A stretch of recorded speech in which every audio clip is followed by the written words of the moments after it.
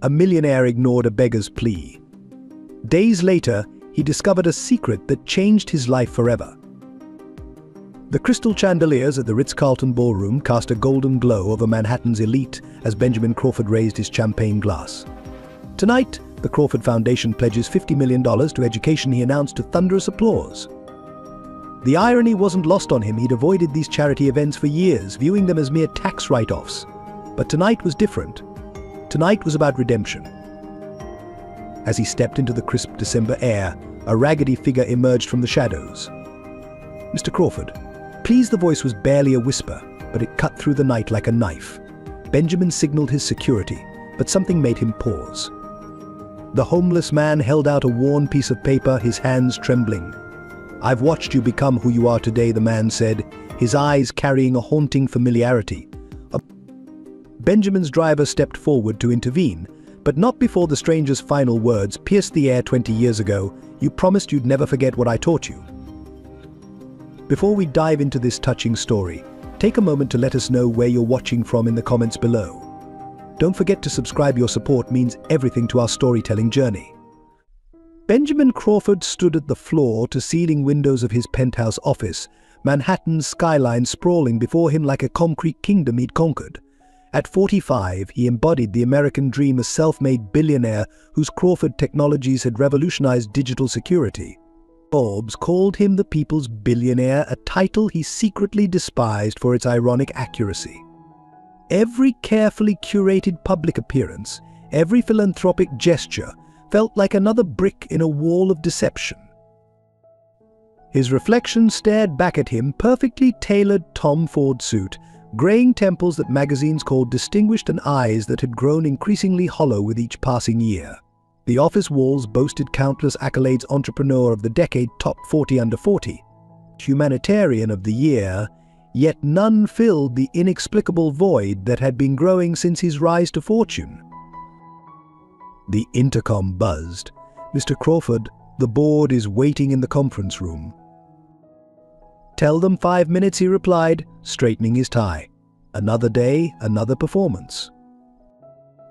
The morning's agenda included reviewing the Crawford Foundation's latest initiatives. The foundation, established 5 years ago, had pledged billions to educational causes worldwide. Yet something about today's meeting felt different. The usual satisfaction of signing checks and receiving praise had been replaced by a gnawing emptiness. Benjamin's assistant, Linda, appeared at his door with a stack of newspapers.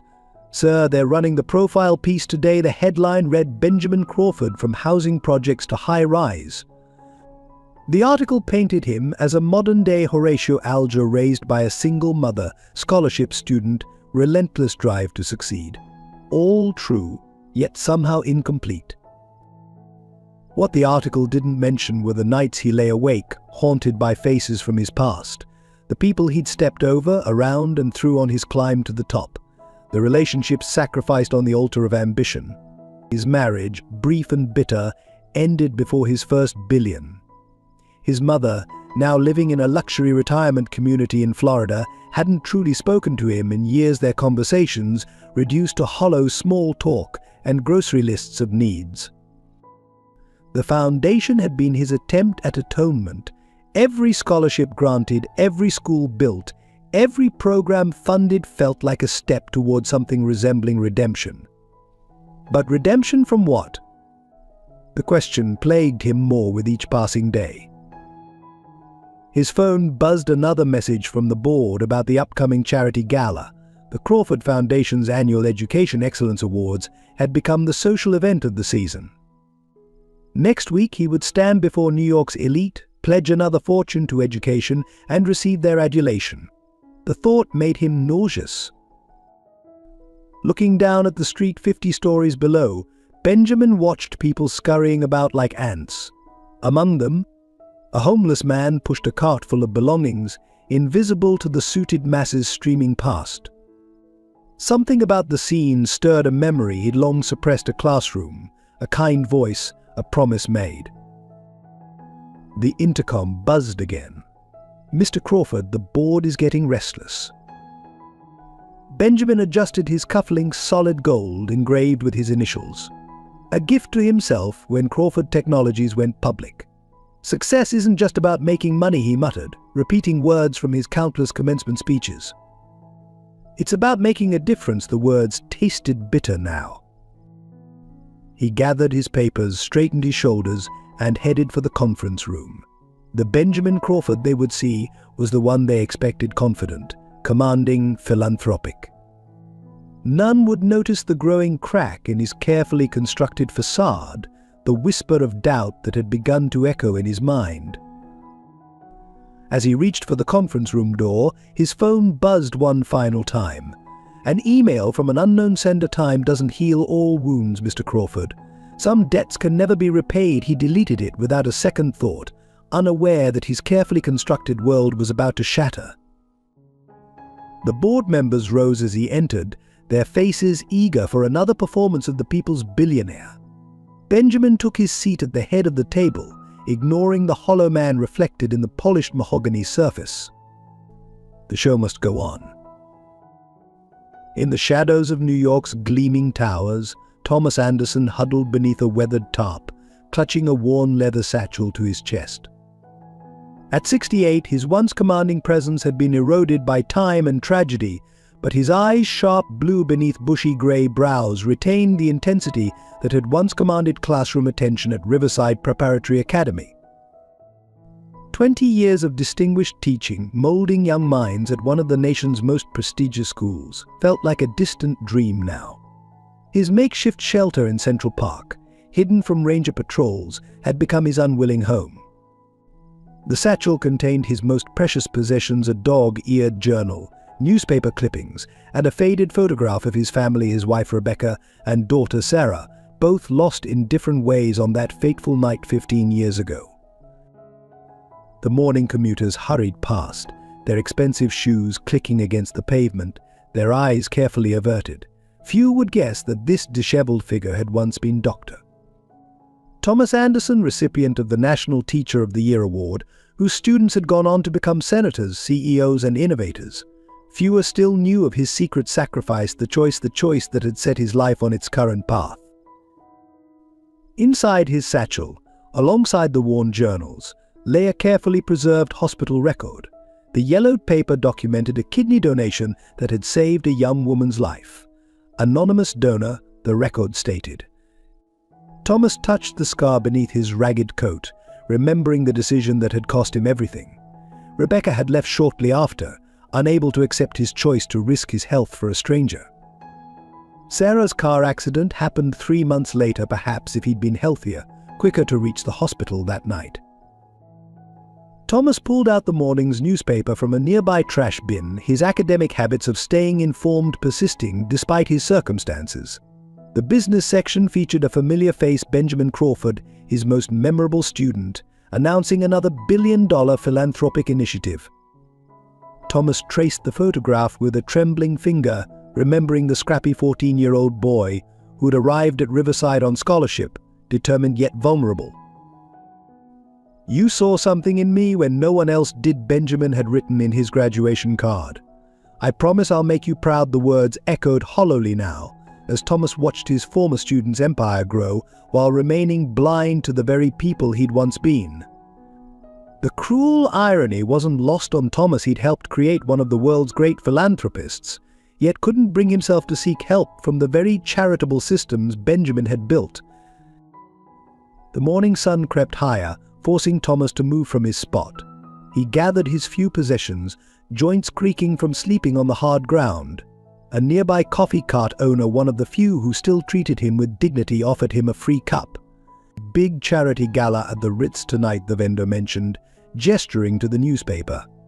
More millionaires pretending to care about the little guy. Thomas nodded, knowing he would be there. Not inside among the crystal and champagne, but waiting in the shadows. After months of tracking Benjamin's public appearances, after countless discarded attempts to make contact, tonight had to be different. The deteriorating medical results folded in his satchel told him he was running out of time. He spent the day as he usually did, haunting the public library, using the computers to follow his former students' lives through social media, occasionally helping struggling students with their homework when the librarians weren't looking.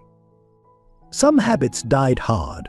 Between research sessions, he graded imaginary papers in his journal, keeping his mind sharp despite everything. As evening approached, Thomas made his way toward the Ritz-Carlton. The doorman who'd once greeted him respectfully during parent-teacher conferences now watched him suspiciously. Thomas positioned himself near the service entrance, clutching the letter he'd written and rewritten 100 times. His hands trembled, but not from the cold. Just one chance, he whispered to himself, watching limousines arrive with their cargo of wealth and influence. One moment to remind him of who he once was. The irony of seeking redemption for his student, while himself seeking salvation, wasn't lost on him.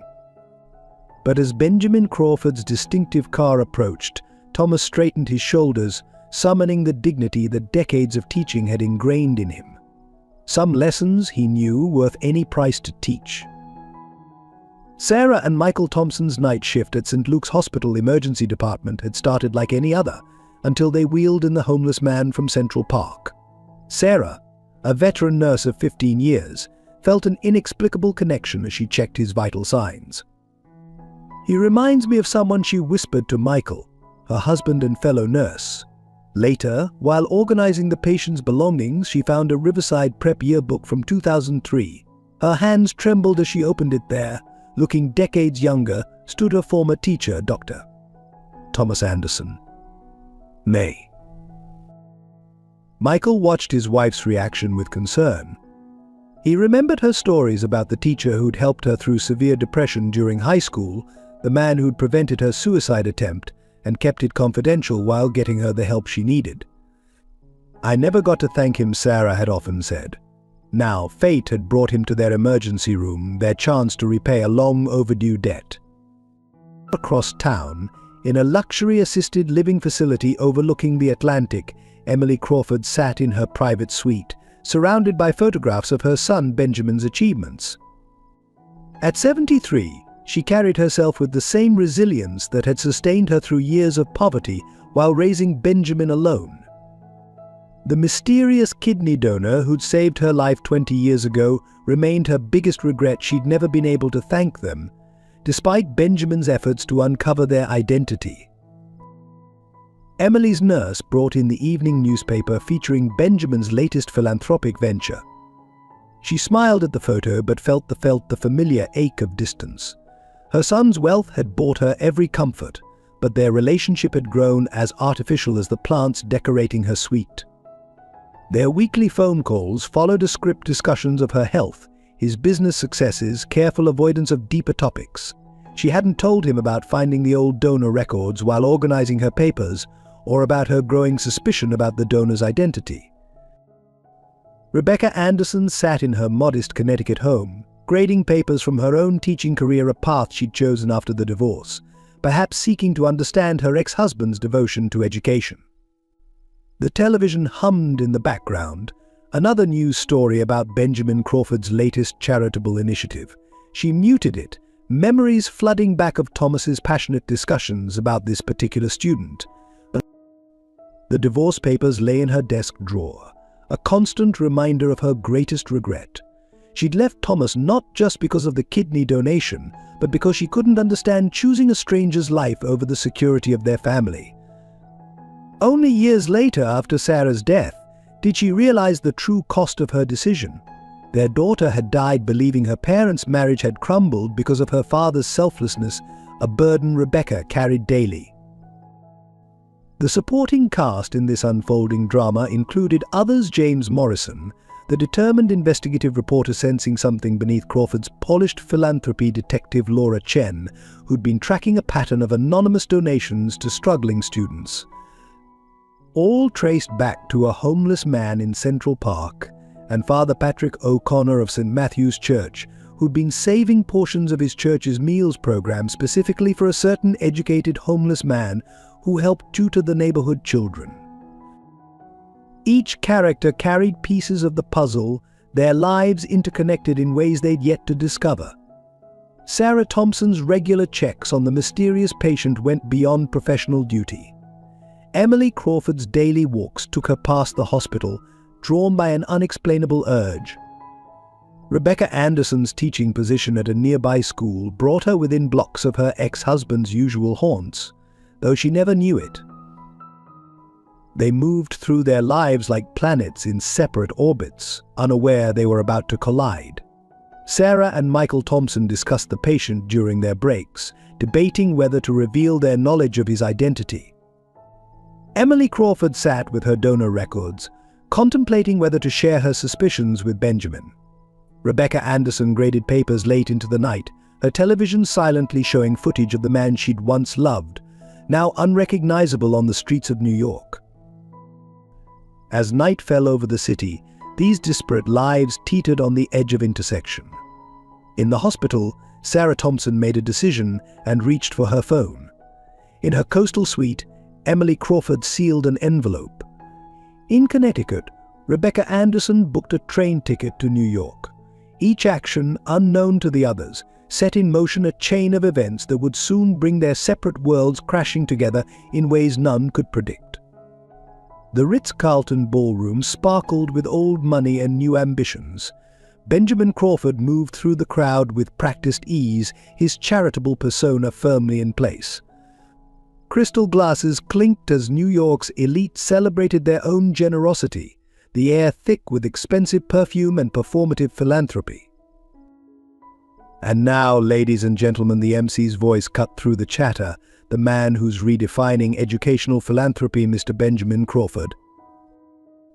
Benjamin ascended the stage, adjusting his gold cufflinks and nervous habit from his scholarship days. The spotlight felt particularly harsh tonight, the faces before him more mask-like than usual. Education changed my life. He began his rehearsed speech, and tonight the Crawford Foundation pledges. A commotion at the entrance interrupted his flow. Through the grand doors, a disheveled figure slipped past distracted security. Benjamin's words faltered as familiar blue eyes met his across the crowded room. The homeless man moved with purpose, clutching something in his weathered hands. Mr. Crawford, the stranger's voice carried across the suddenly hushed room, "Your mother's kidney donor sends his regards." Security moved swiftly, but not before Thomas managed to drop an envelope at Benjamin's feet. The crowd gasped as two guards roughly grabbed Thomas's arms. His worn satchel spilled open, scattering old photographs across the marble floor, photographs of a younger Benjamin wearing a Riverside prep uniform. "You promised," Thomas's voice cracked with emotion, "you promised you'd never forget what real education means." Benjamin stood frozen, the envelope at his feet seeming to pulse with accusation. Around him, smartphones recorded the scene, social media already lighting up with speculation. His carefully orchestrated evening was unraveling in real time. "Get him out of here," Benjamin heard himself say, his voice strange to his own ears. As security dragged Thomas away, their eyes met once more. In that moment, Benjamin saw not the homeless man, but glimpses of press suits, chalk-dusted hands, and after-school conversations that had shaped his future. The crowd buzzed with excitement. This was better than their usual charity entertainment. James Morrison, the investigative reporter, scribbled frantically in his notebook. Emily Crawford, watching the live stream from her coastal suite, recognized something in the homeless man's bearing that made her heart race. "Ladies and gentlemen," Benjamin attempted to regain control, "let us not let this unfortunate interruption." "Open it," a voice called from the crowd. Others joined in, curiosity overwhelming decorum. The envelope lay untouched, a simple white rectangle that somehow threatened everything. Benjamin's hand trembled slightly as he reached for it. The room held its breath. Inside was a single photograph, Benjamin as a teenager, standing proudly beside his teacher after winning the state science fair. On the back, in faded ink, "Remember, success without compassion is failure in disguise. Dr. Anderson." The name hit Benjamin like a physical blow. Memories flooded back, late-night tutoring sessions, quiet conversations about more than just academics, a mysterious check that had covered his mother's emergency room bill. The same Dr. Anderson who'd disappeared from Riverside Prep 15 years ago, leaving behind a legacy of transformed lives and unanswered questions. Continue with the event Benjamin ordered through clenched teeth. But his polished veneer had cracked. The remaining words of his speech tasted like ash. Each pledge of money, each promise of educational reform, seemed to echo with hollow hypocrisy. Outside, in the cold New York night, Thomas Anderson was being escorted away from the Ritz-Carlton. His mission, decades in the planning, had taken only minutes to execute. As police officers debated whether to arrest him, a young nurse hurried out of the crowd. "Wait," Sarah Thompson called out. "This man needs medical attention." "I'm a nurse at St. Luke's," she flashed her hospital ID, her heart pounding as she finally faced her former teacher. The night air crackled with tension and possibility. Inside, Benjamin Crawford continued his speech, but his words had lost their power. The envelope sat on the podium like a ticking bomb, its contents already detonating the carefully constructed walls between past and present, success and failure, gratitude and betrayal. In that moment, none of them, not Benjamin, not Thomas, not the growing cast of witnesses, could predict how this single confrontation would unravel the tapestry of lies, sacrifices and unspoken debts that bound their lives together. The New York Times headline blazed across screens: "Nationwide chaos at Crawford Foundation Gala. Homeless man claims connection to billionaire." James Morrison's article, published at midnight, spread through social media like wildfire. By dawn, every major network had picked up the story, their coverage splitting between Benjamin Crawford's philanthropic empire and the mysterious homeless man who'd crashed his party. Sources confirmed the man was taken to St. Luke's Hospital after collapsing outside the Ritz-Carlton, Morrison wrote. But the real story may lie in a decades-old connection between one of America's wealthiest men and a former educator who sacrificed everything for his students. At St. Luke's, Sarah Thompson worked a double shift, personally overseeing Thomas Anderson's care. His condition was critical. Years of street living had taken their toll. As machines beeped steadily in the background, she discovered more contents from his satchel: newspaper clippings tracking Benjamin Crawford's rise, medical records of a kidney donation, and a journal filled with neat teacher's handwriting, documenting 2 decades of watching his former student from afar. "Patient shows signs of long-term health deterioration," the medical report read. Consistent with post-kidney donation complications, exacerbated by exposure and malnutrition. Sarah's hands trembled as she read the donation date. It matched perfectly with Emily Crawford's transplant. The media circus outside the hospital grew hourly. Reporters camped out in the parking lot, their satellite trucks creating a makeshift village. Inside, hospital security worked overtime to prevent unauthorized access to Thomas's room. Every staff member who'd heard Sarah's story of her former teacher kept watch, forming an unofficial guard of grateful former students. Benjamin Crawford's PR team worked frantically to control the narrative. "Mr. Crawford has no comment at this time," they repeated endlessly. The Crawford Foundation continues its mission of educational excellence. But social media told a different story. Teacher and billionaire trended nationwide, with former Riverside Prep students sharing stories of Dr. Anderson's impact on their lives. Detective Laura Chen, watching the chaos unfold, pulled out her case files. For months, she'd been tracking mysterious donations to struggling students, small but life-changing amounts appearing just when needed most. The source had been impossible to trace, but witnesses consistently described a well-spoken homeless man who seemed to know exactly who needed help. He used to grade papers in the library, one security guard told reporters. Real ones from kids who'd come to him for help. Never charged them a dime. More stories emerged: the homeless man who could quote Shakespeare, who taught calculus under park trees, who somehow knew every student's story. The article's impact rippled through different lives. In Connecticut, Rebecca Anderson read Morrison's piece with shaking hands, recognizing her ex-husband in the grainy photos. In her coastal suite, Emily Crawford connected dots she'd been afraid to acknowledge for years. At the Ritz-Carlton, staff whispered about the envelope's contents, now the subject of fierce speculation. By midday, a second article appeared, diving deeper into Thomas Anderson's past. Dr. Anderson's departure from Riverside Prep coincided with a mysterious medical leave Morrison wrote. Sources suggest he sold his home and liquidated his pension shortly after. The timing aligns perfectly with a life-saving anonymous kidney donation to Emily Crawford, mother of his former student. Social media exploded with amateur investigators piecing together the timeline. Old yearbook photos surfaced, showing a younger Thomas Anderson standing proudly beside Benjamin Crawford at various school events. Videos emerged of Benjamin's past speeches, all referencing an unnamed teacher who'd changed his life. The hospital became ground zero for the unfolding drama. Sarah and Michael Thompson fielded constant calls from former classmates, all sharing stories of Dr. Anderson's influence. "He saved more than just my life," Sarah told her husband, watching their former teacher's vital signs. "He saved all of us in different ways." As evening approached, James Morrison published a follow-up piece that shook the city. Sources confirmed Dr. Anderson's kidney donation required multiple surgeries, leading to complications that eventually cost him his career, his marriage, and his health.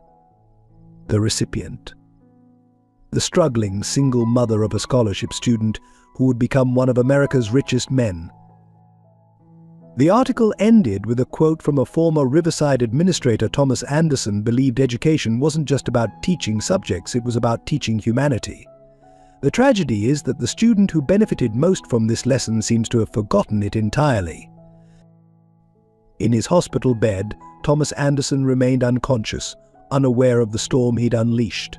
The monitors beeped steadily, marking time as his past and present collided in ways he couldn't have predicted. Outside his room, Sarah Thompson kept her vigil, while across the city, Benjamin Crawford stared at an old photograph, remembering promises made and forgotten. The story had broken, but it was far from over. The next 24 hours would test the limits of loyalty, gratitude, and redemption for everyone involved. Benjamin Crawford sat in his penthouse office, surrounded by crisis management teams and PR consultants, watching his carefully constructed world unravel on multiple screens. Every news channel replayed the confrontation at the gala, each replay feeling like another nail in his reputation's coffin.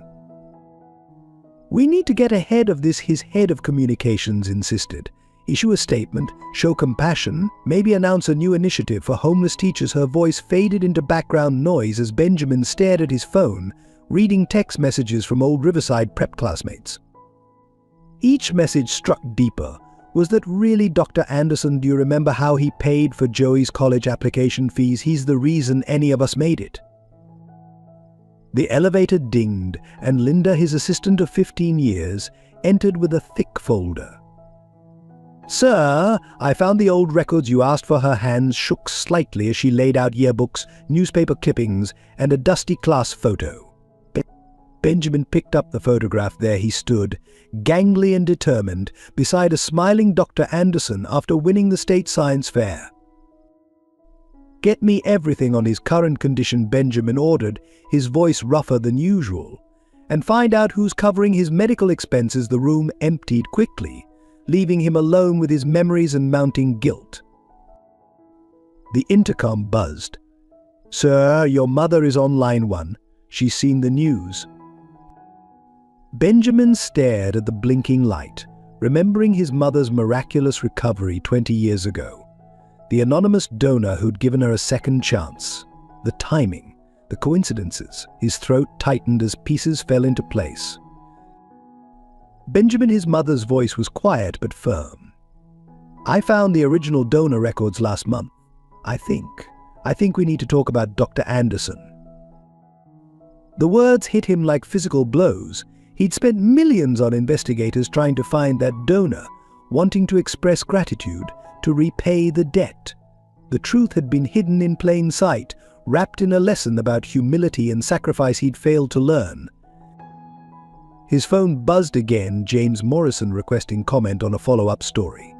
The preview text made his blood run cold. Sources confirmed Dr. Anderson lost everything after the donation. Benjamin closed his eyes, remembering the day his favorite teacher had suddenly disappeared from Riverside Prep. No goodbye, no explanation, just an empty classroom and a note on the board: education is not preparation for life, education is life itself. Security footage from the gala played on a nearby screen.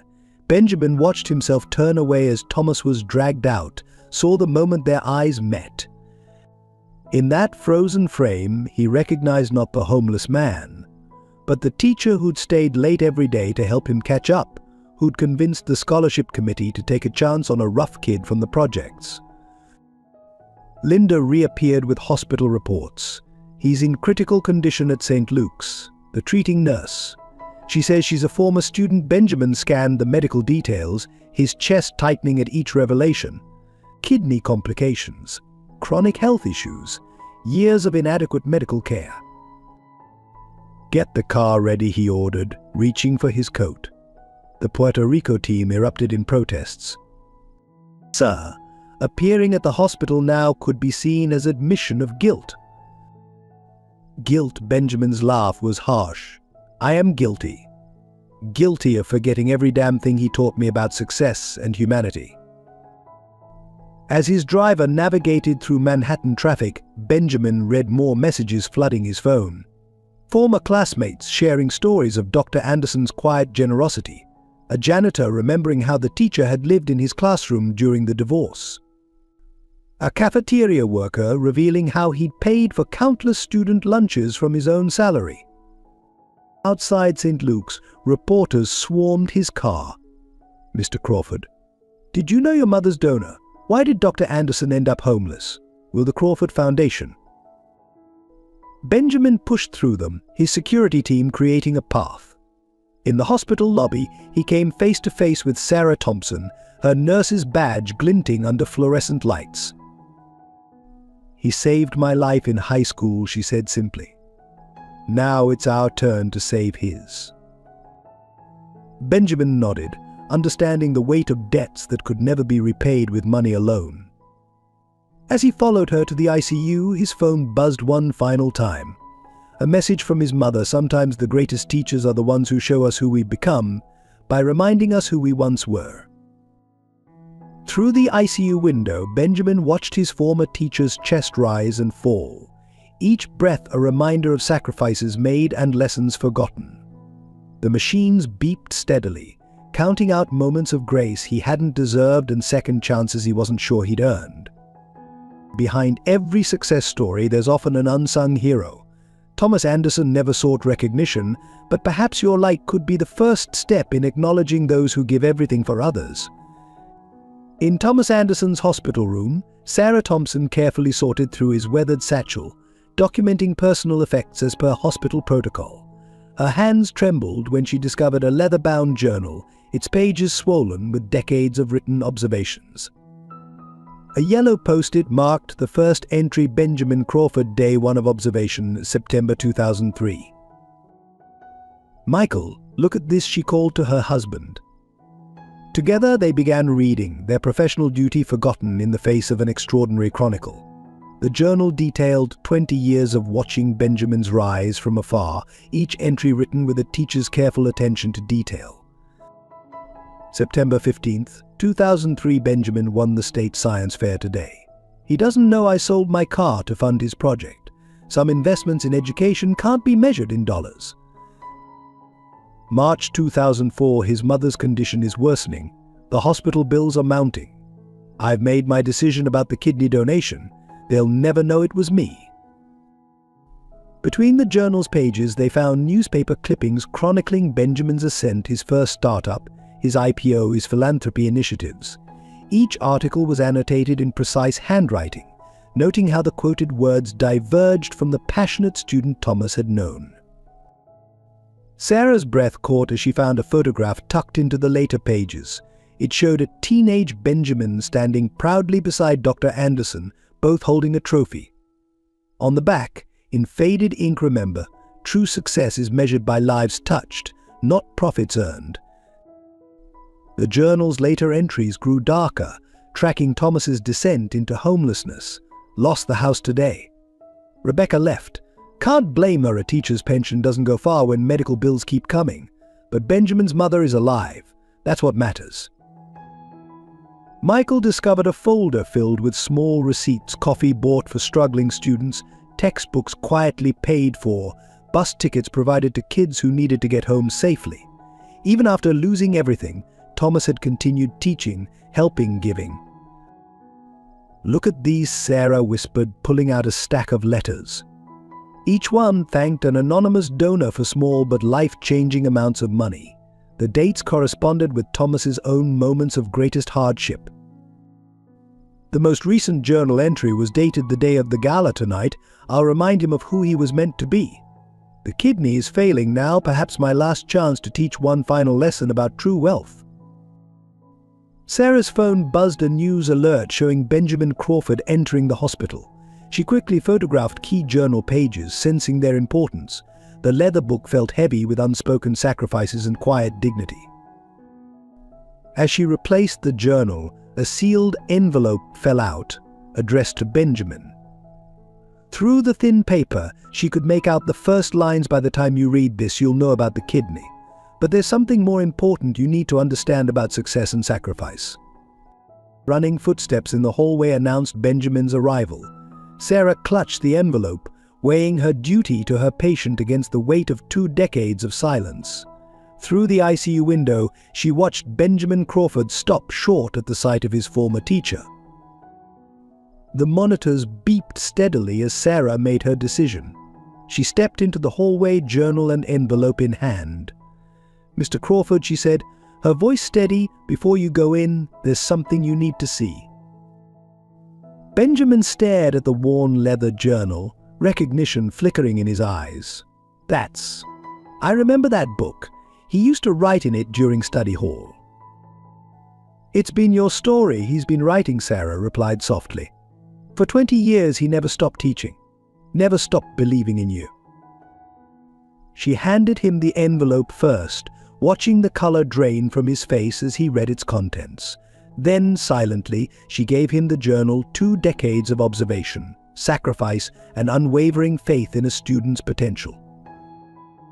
Through the window, they watched Thomas's chest rise and fall, each breath a testament to choices made and prices paid. The million-dollar machines keeping him alive beeped in stark contrast to the simple leather journal that held the true measure of wealth. Benjamin opened the journal with trembling hands, his carefully constructed world shifting as he began to read.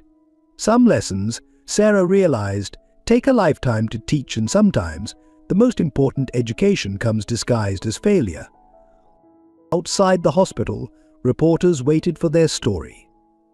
Inside room 742, a different story was unfolding, one of sacrifice, redemption, and the true cost of success.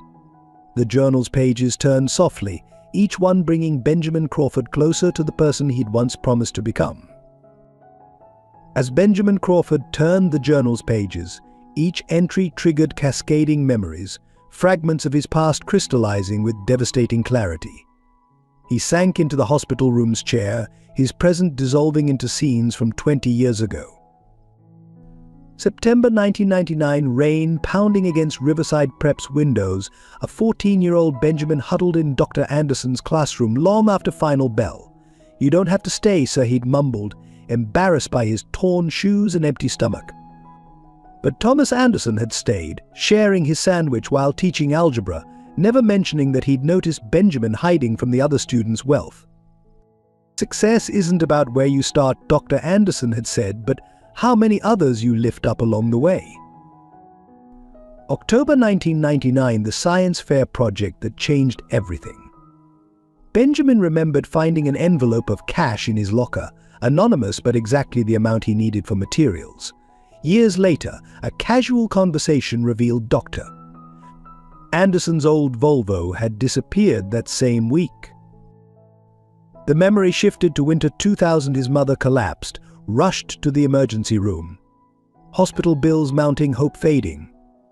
Then the miraculous anonymous donor, perfect match, giving his mother a second chance. Benjamin had hired private investigators, offered rewards, desperate to thank the donor. The truth had been teaching in room 247 all along, slowly sacrificing his health for a student's family. Spring 2001, the state championships. Benjamin's hand shook too badly to give his presentation. Dr. Anderson had stepped close, straightened his borrowed tie, and whispered, "You've already won by getting here. Everything else is just details." The trophy they'd won gathered dust somewhere in storage, but the lesson about courage still echoed.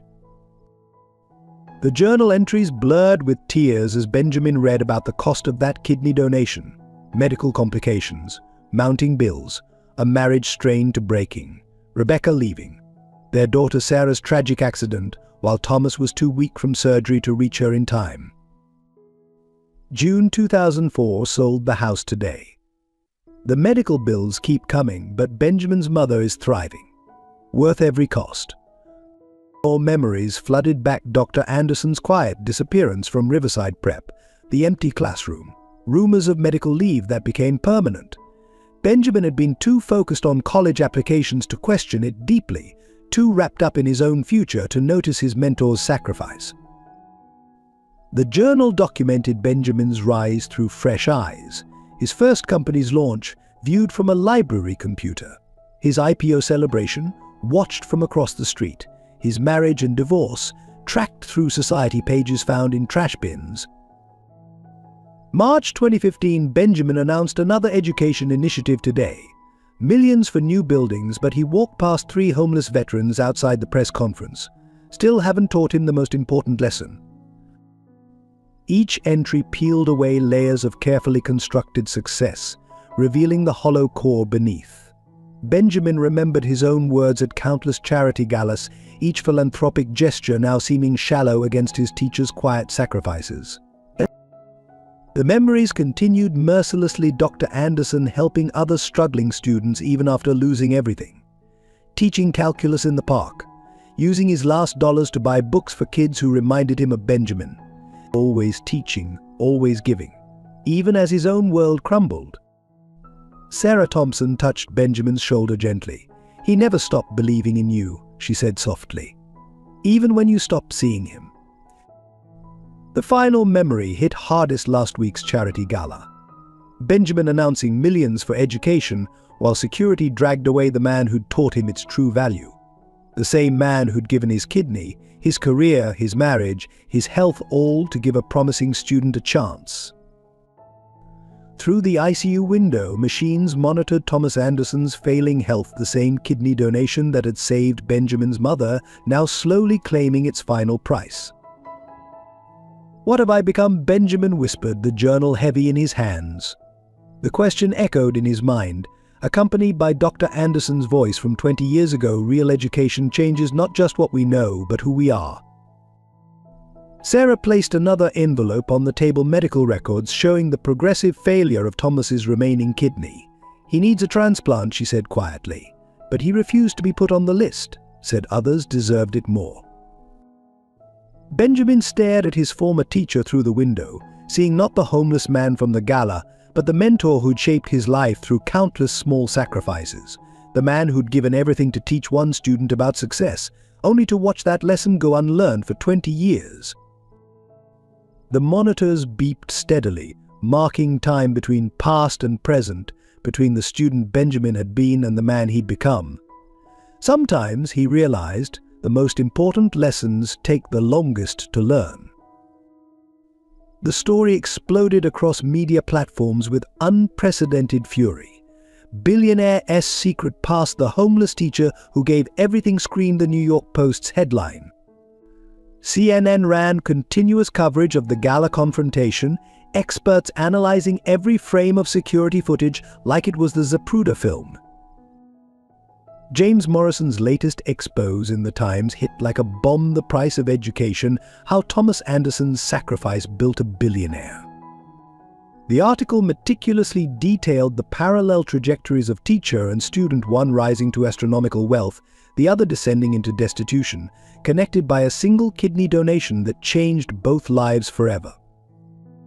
Social media erupted with "Teacher and Billionaire" and "Remembered Anderson" trending worldwide.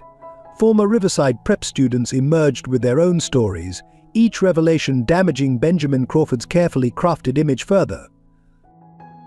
"Dr. Anderson sold his car to fund my college application fees," wrote one former student, now a neurosurgeon. "I only found out years later when I tried to thank him. But he lived in his classroom during his divorce, so he could use his rent money to buy supplies for students shared another." The post went viral, accompanied by an old photo showing Thomas Anderson grading papers by lamplight at his desk, a sleeping bag visible in the corner. Fox News ran a special investigation, The Dark Side of Philanthropy. Crawford Foundation's empty promises. They uncovered that while Benjamin donated millions to building new schools, his former teacher had been teaching homeless children under Central Park trees, using newspapers as textbooks. The hospital became a media circus. Reporters camped outside, broadcasting live updates about Thomas Anderson's condition. Every medical bulletin sparked new waves of commentary and criticism. Editorial cartoons appeared showing Benjamin standing on a pile of money while his teacher lay in a hospital bed. Rebecca Anderson's appearance at St. Luke's added fuel to the fire. "I left him because I couldn't understand his sacrifice," she told reporters, tears streaming. "He chose helping others over our marriage, over his health, over everything. I thought he was foolish then. I know better now." Benjamin's PR team worked frantically to contain the damage, but each attempt at damage control backfired. When they announced a new scholarship in Thomas Anderson's name, social media erupted with accusations of opportunism. "Too little, too late," commented one viral tweet. "He needed that money 20 years ago." The Crawford Foundation's board called an emergency meeting. Stock prices wobbled as investors questioned Benjamin's leadership. Corporate sponsors began quietly distancing themselves from the foundation's initiatives. Emily Crawford's interview with Barbara Walters delivered another blow. "I've spent 20 years wondering about my anonymous donor," she said, her voice breaking. "Now I know it was my son's teacher, the same man my son's security guards dragged out of his charity gala." Detective Laura Chen's investigation added another layer to the story. She revealed a pattern: small, anonymous donations to struggling students across New York, all traced back to a homeless man who'd given away his last dollars to help others. The contrast with Benjamin's grand but impersonal philanthropy couldn't have been starker. Inside St. Luke's Hospital, Sarah and Michael Thompson fended off constant media requests while protecting their patients' privacy. Each reporter wanted the same thing: the contents of Thomas Anderson's journal, the 2 decades of observations that had shaken New York's philanthropic community to its core. Public opinion turned sharply against Benjamin. Memes circulated showing his gala speech juxtaposed with photos of Thomas teaching in the park. Commentary ranged from scathing to pitying, all questioning how someone could forget such fundamental lessons about gratitude and compassion. The story touched a nerve globally, prompting discussions about wealth, education, and moral responsibility. Op-eds debated the nature of true philanthropy. Educational forums examined the gap between institutional giving and personal sacrifice. As pressure mounted, Benjamin remained sequestered in the hospital, reading and rereading the journal entries documenting his rise and his teacher's fall. Outside his window, the media storm raged, but inside room 742, a more profound reckoning was taking place. The machines keeping Thomas Anderson alive beeped steadily, each sound an accusation, each moment a reminder of lessons unlearned and debts unpaid. In the eye of this media hurricane, 2 men's lives hung in balance, one fighting for survival, the other for redemption. Sarah Thompson watched it all unfold, guarding her former teacher's dignity while witnessing the price of sacrifice and the cost of forgetting. Sometimes she realized the biggest news stories are just public versions of private reckonings, played out in headlines instead of heartbeats. Detective Laura Chen sat in her cramped office at 3 a.m., surrounded by 20 years of pieced-together evidence. Her investigation board looked like a conspiracy theorist's dream: photographs, newspaper clippings, and donation records connected by red strings, all centering on Thomas Anderson's quiet acts of generosity. "Look at this pattern," she explained to Sarah Thompson, who'd stopped by after her shift. Every time Benjamin Crawford made headlines for a major donation, Thomas Anderson made his own smaller gifts, usually his last dollars, to students in immediate need. The detective spread out bank records showing Thomas's systematic withdrawal of his pension, his savings, eventually even his medical fund. Each withdrawal corresponded to a student's urgent need: Maria Gonzalez's emergency appendectomy, Kevin Chen's father's funeral expenses, Jasmine Williams's eviction prevention. He didn't just give that kidney, Sarah realized, studying the timeline. He kept giving pieces of himself away until there was nothing left. New evidence arrived hourly as former students came forward. A retired janitor brought in a box of surveillance tapes from Riverside Prep, showing Thomas sleeping in his classroom while using his rent money for student supplies. The school cafeteria manager remembered him paying for countless lunches, always with a finger to his lips, their secret. Rebecca Anderson arrived with her own evidence: divorce papers revealing Thomas had given her everything in the settlement, keeping only his teaching pension. "I thought he was being noble," she said, voice cracking. "I didn't realize he was already planning to use that pension for his students." The investigation uncovered a network of quiet influence. Thomas had maintained a hidden spreadsheet tracking his former students' needs, coordinating with social workers, guidance counselors, and homeless shelter staff to identify critical cases. Even after losing his home, he'd continued his mission from park benches and library computers. James Morrison joined the investigation, bringing years of research into the Crawford Foundation's activities. "Look at the geographical overlap," he pointed out. Every time the foundation built a new school or launched a program, Thomas was already there, helping students one-on-one in those same neighborhoods. Detective Chen's most stunning discovery came from hospital records. Thomas hadn't just donated a kidney, he'd volunteered for a risky experimental procedure to ensure compatibility, knowing it could compromise his health. The consent forms showed he'd declined compensation, asking instead that the money be added to Emily Crawford's medical fund. Sarah brought in Thomas's journal, now carefully preserved as evidence. Its pages revealed an intricate web of informal education: homeless children taught mathematics using discarded newspapers, struggling teenagers mentored in public library corners, college essays edited on park benches. December 2018, Chen read aloud. "Benjamin announced a $50 million education initiative today. Meanwhile, Katie needed $200 for her SAT test. Sold my father's watch, the last valuable thing I owned. Katie's future matters more than my past." The investigation revealed Thomas's systematic liquidation of his life: his home sold to fund emergency medical bills for students, his car traded for scholarship application fees, his retirement fund drained for textbooks and school supplies. Each sacrifice documented meticulously, not for recognition, but to ensure the money went where it was most needed. Emily Crawford provided another crucial piece: medical records showing her anonymous donor had refused pain medication after the surgery, requesting instead that the medication's cost be deducted from her hospital bill. "He was in agony," her nurse's notes recorded, but insisted others needed the medicine more.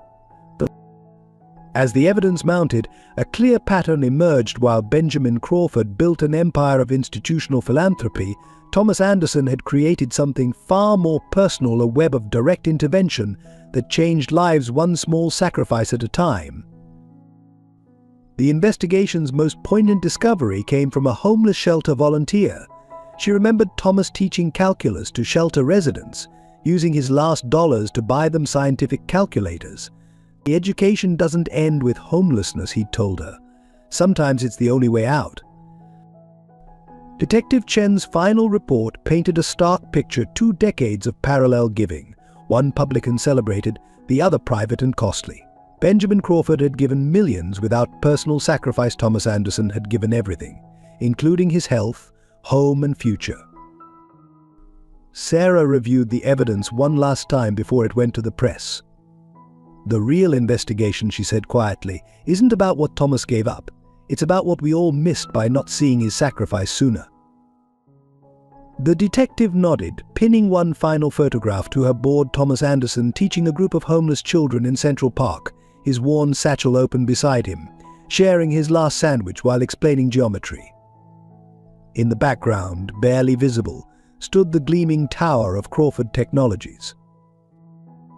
As morning light crept into the office, the full scope of Thomas Anderson's sacrifice lay documented in boxes and files, each piece of evidence a testament to a different kind of philanthropy, one measured not in millions donated, but in lives transformed through personal cost. Detective Chen closed her notebook, looking at the final tally. 20 years, thousands of small donations, countless lives changed, and one man who'd given everything except his conviction that education could transform lives. The real investigation, she realized, wasn't about uncovering facts, it was about understanding sacrifice. In Thomas Anderson's ICU room, time moved differently. Benjamin Crawford found himself spending hours by his former teacher's bedside, the beeping monitors a constant reminder of time's passage. Sarah Thompson maintained her vigil, watching 2 decades of separation slowly bridge in the sterile hospital air. He used to call it teaching moments, Benjamin said one evening, reading from the journal. Every crisis, every challenge, just another opportunity to learn something valuable. His voice cracked on the last word, remembering how many teaching moments he'd missed over the years. Emily Crawford began visiting daily, sitting quietly beside the man who'd saved her life. She brought old photographs, sharing them with the steady stream of former students who came to pay respects. Each visitor added another layer to Thomas's story, the teacher who'd attended sports games when parents couldn't, who'd written college recommendations during chemotherapy sessions, who'd never stopped believing in second chances. I remember him missing dialysis to attend my graduation, one former student revealed. He said some moments were worth any price. The story hit Benjamin hard. His own graduation pictures showed Thomas looking pale but proud, the cost of his sacrifice hidden behind a camera-ready smile. Rebecca Anderson's return changed the room's dynamics. She set up camp in the corner, grading papers like she used to watch Thomas do, occasionally reading aloud from their old love letters. He wrote about his students like they were his own children, she told Benjamin. You were all his kids, in a way. Sarah and Michael Thompson coordinated care with military precision, ensuring Thomas received the best possible treatment. They created a schedule for visitors, maintaining a delicate balance between medical necessity and emotional support. Former students signed up for shifts, each bringing stories that filled in pieces of Thomas's lost years. Detective Chen started visiting during her lunch breaks, sharing discoveries from her investigation. She'd spread case files across the small hospital table, revealing Thomas's intricate network of quiet generosity. Benjamin learned how his teacher had tracked his career through newspaper clippings while living in shelters, celebrating each success from afar. May 2010, Chen read from a shelter log. Thomas declined a bed to give it to a younger man. Spent the night teaching him algebra. Instead, the entry corresponded with the day Benjamin's first company went public. The relationship between Benjamin and Thomas's other visitors evolved slowly. Initial hostility gave way to shared concern, then to collaborative planning for Thomas's recovery. Emily Crawford often mediated, her unique position as both beneficiary and mother helping bridge difficult conversations. He never wanted recognition, Rebecca explained during one late-night discussion.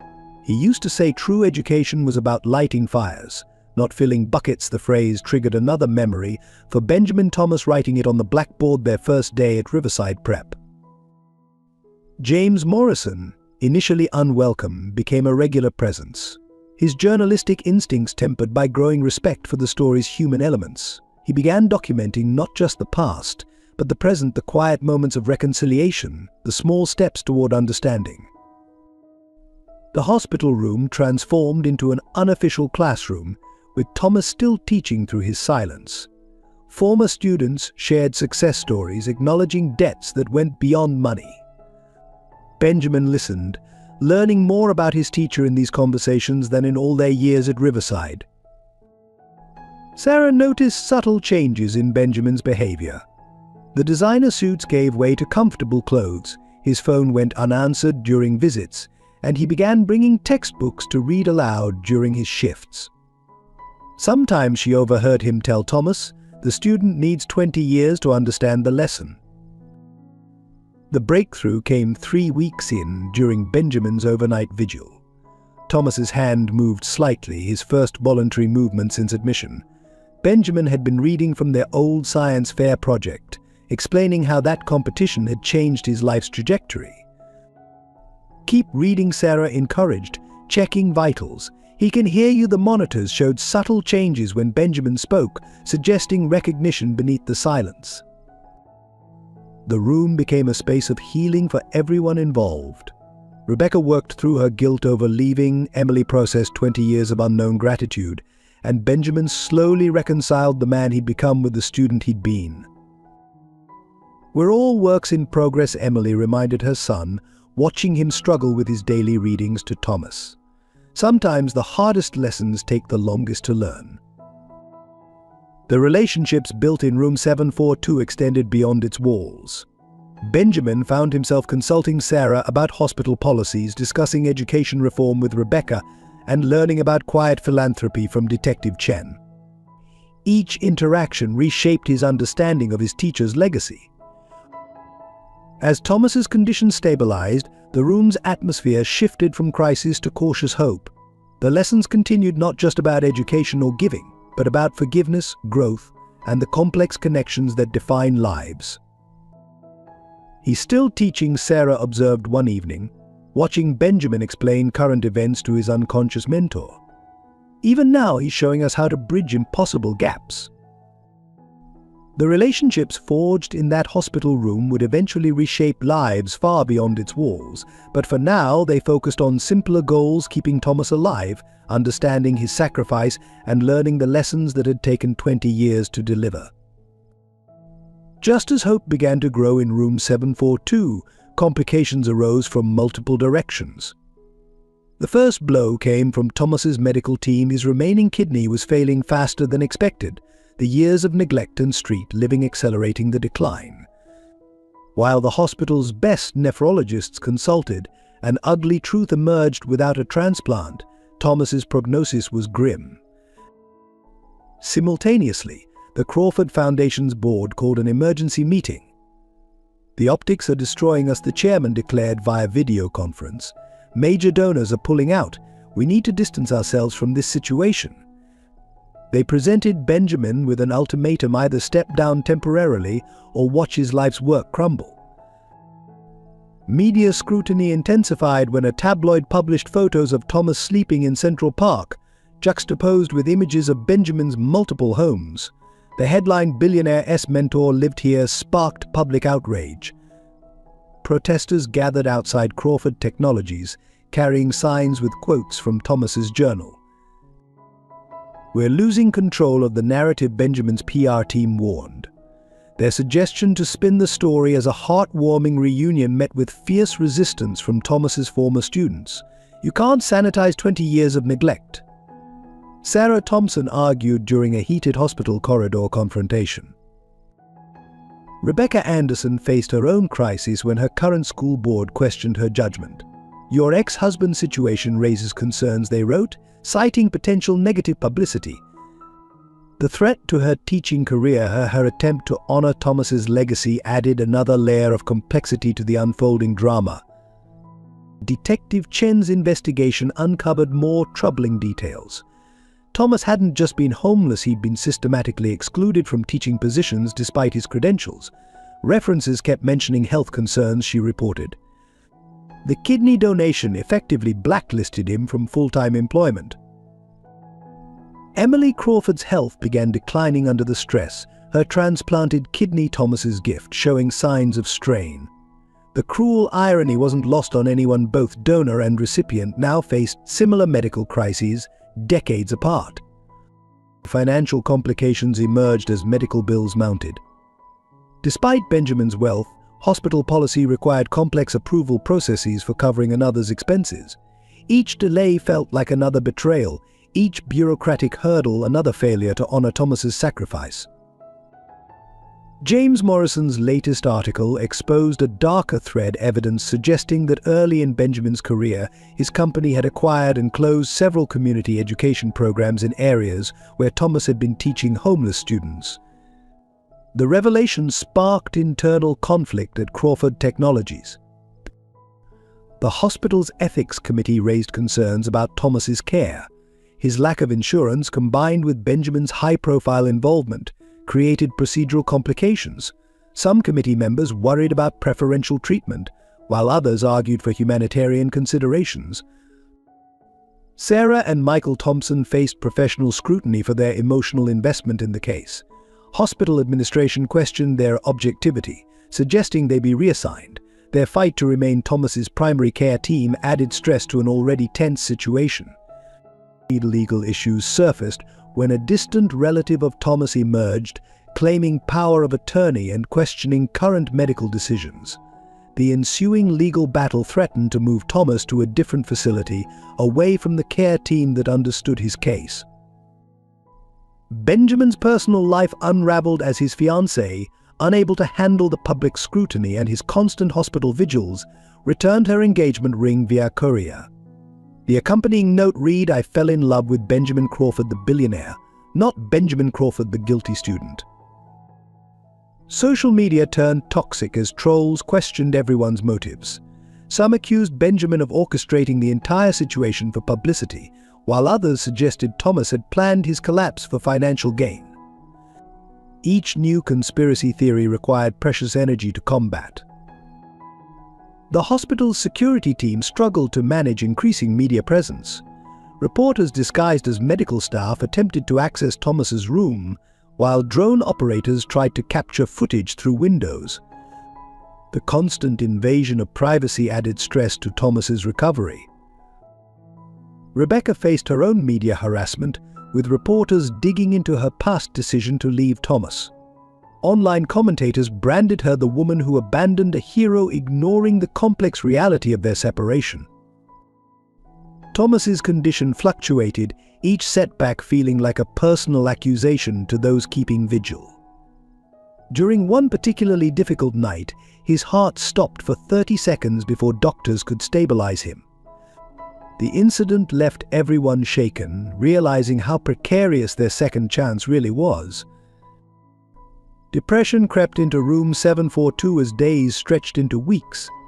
Benjamin struggled with guilt and powerlessness, unused to problems his wealth couldn't solve. Sarah battled professional burnout while maintaining her emotional support role. Rebecca grappled with renewed grief over their daughter's death. Detective Chen discovered that Thomas had refused previous offers of help from former students, unwilling to burden others with his problems.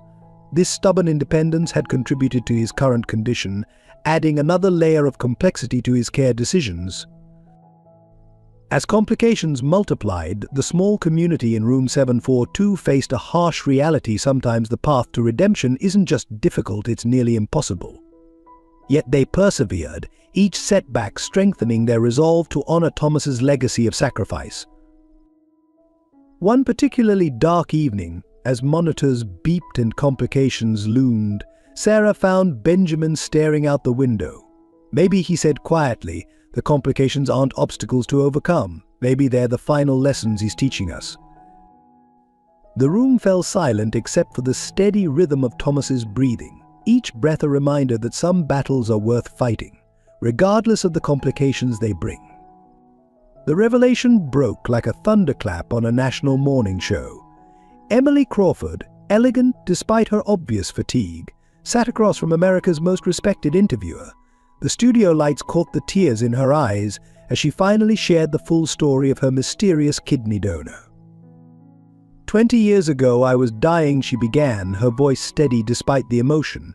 "Benjamin was just a boy, trying to finish high school while watching his mother fade away.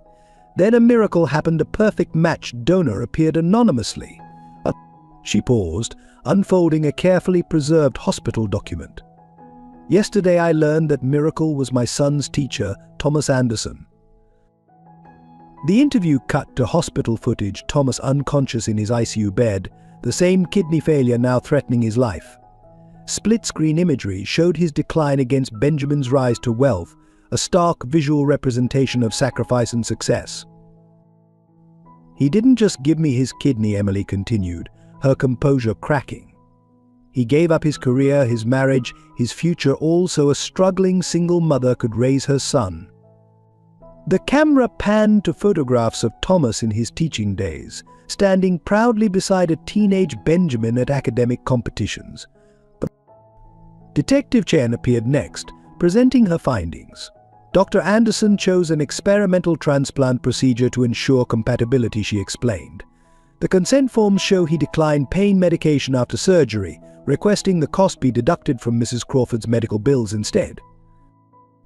The revelations continued relentlessly.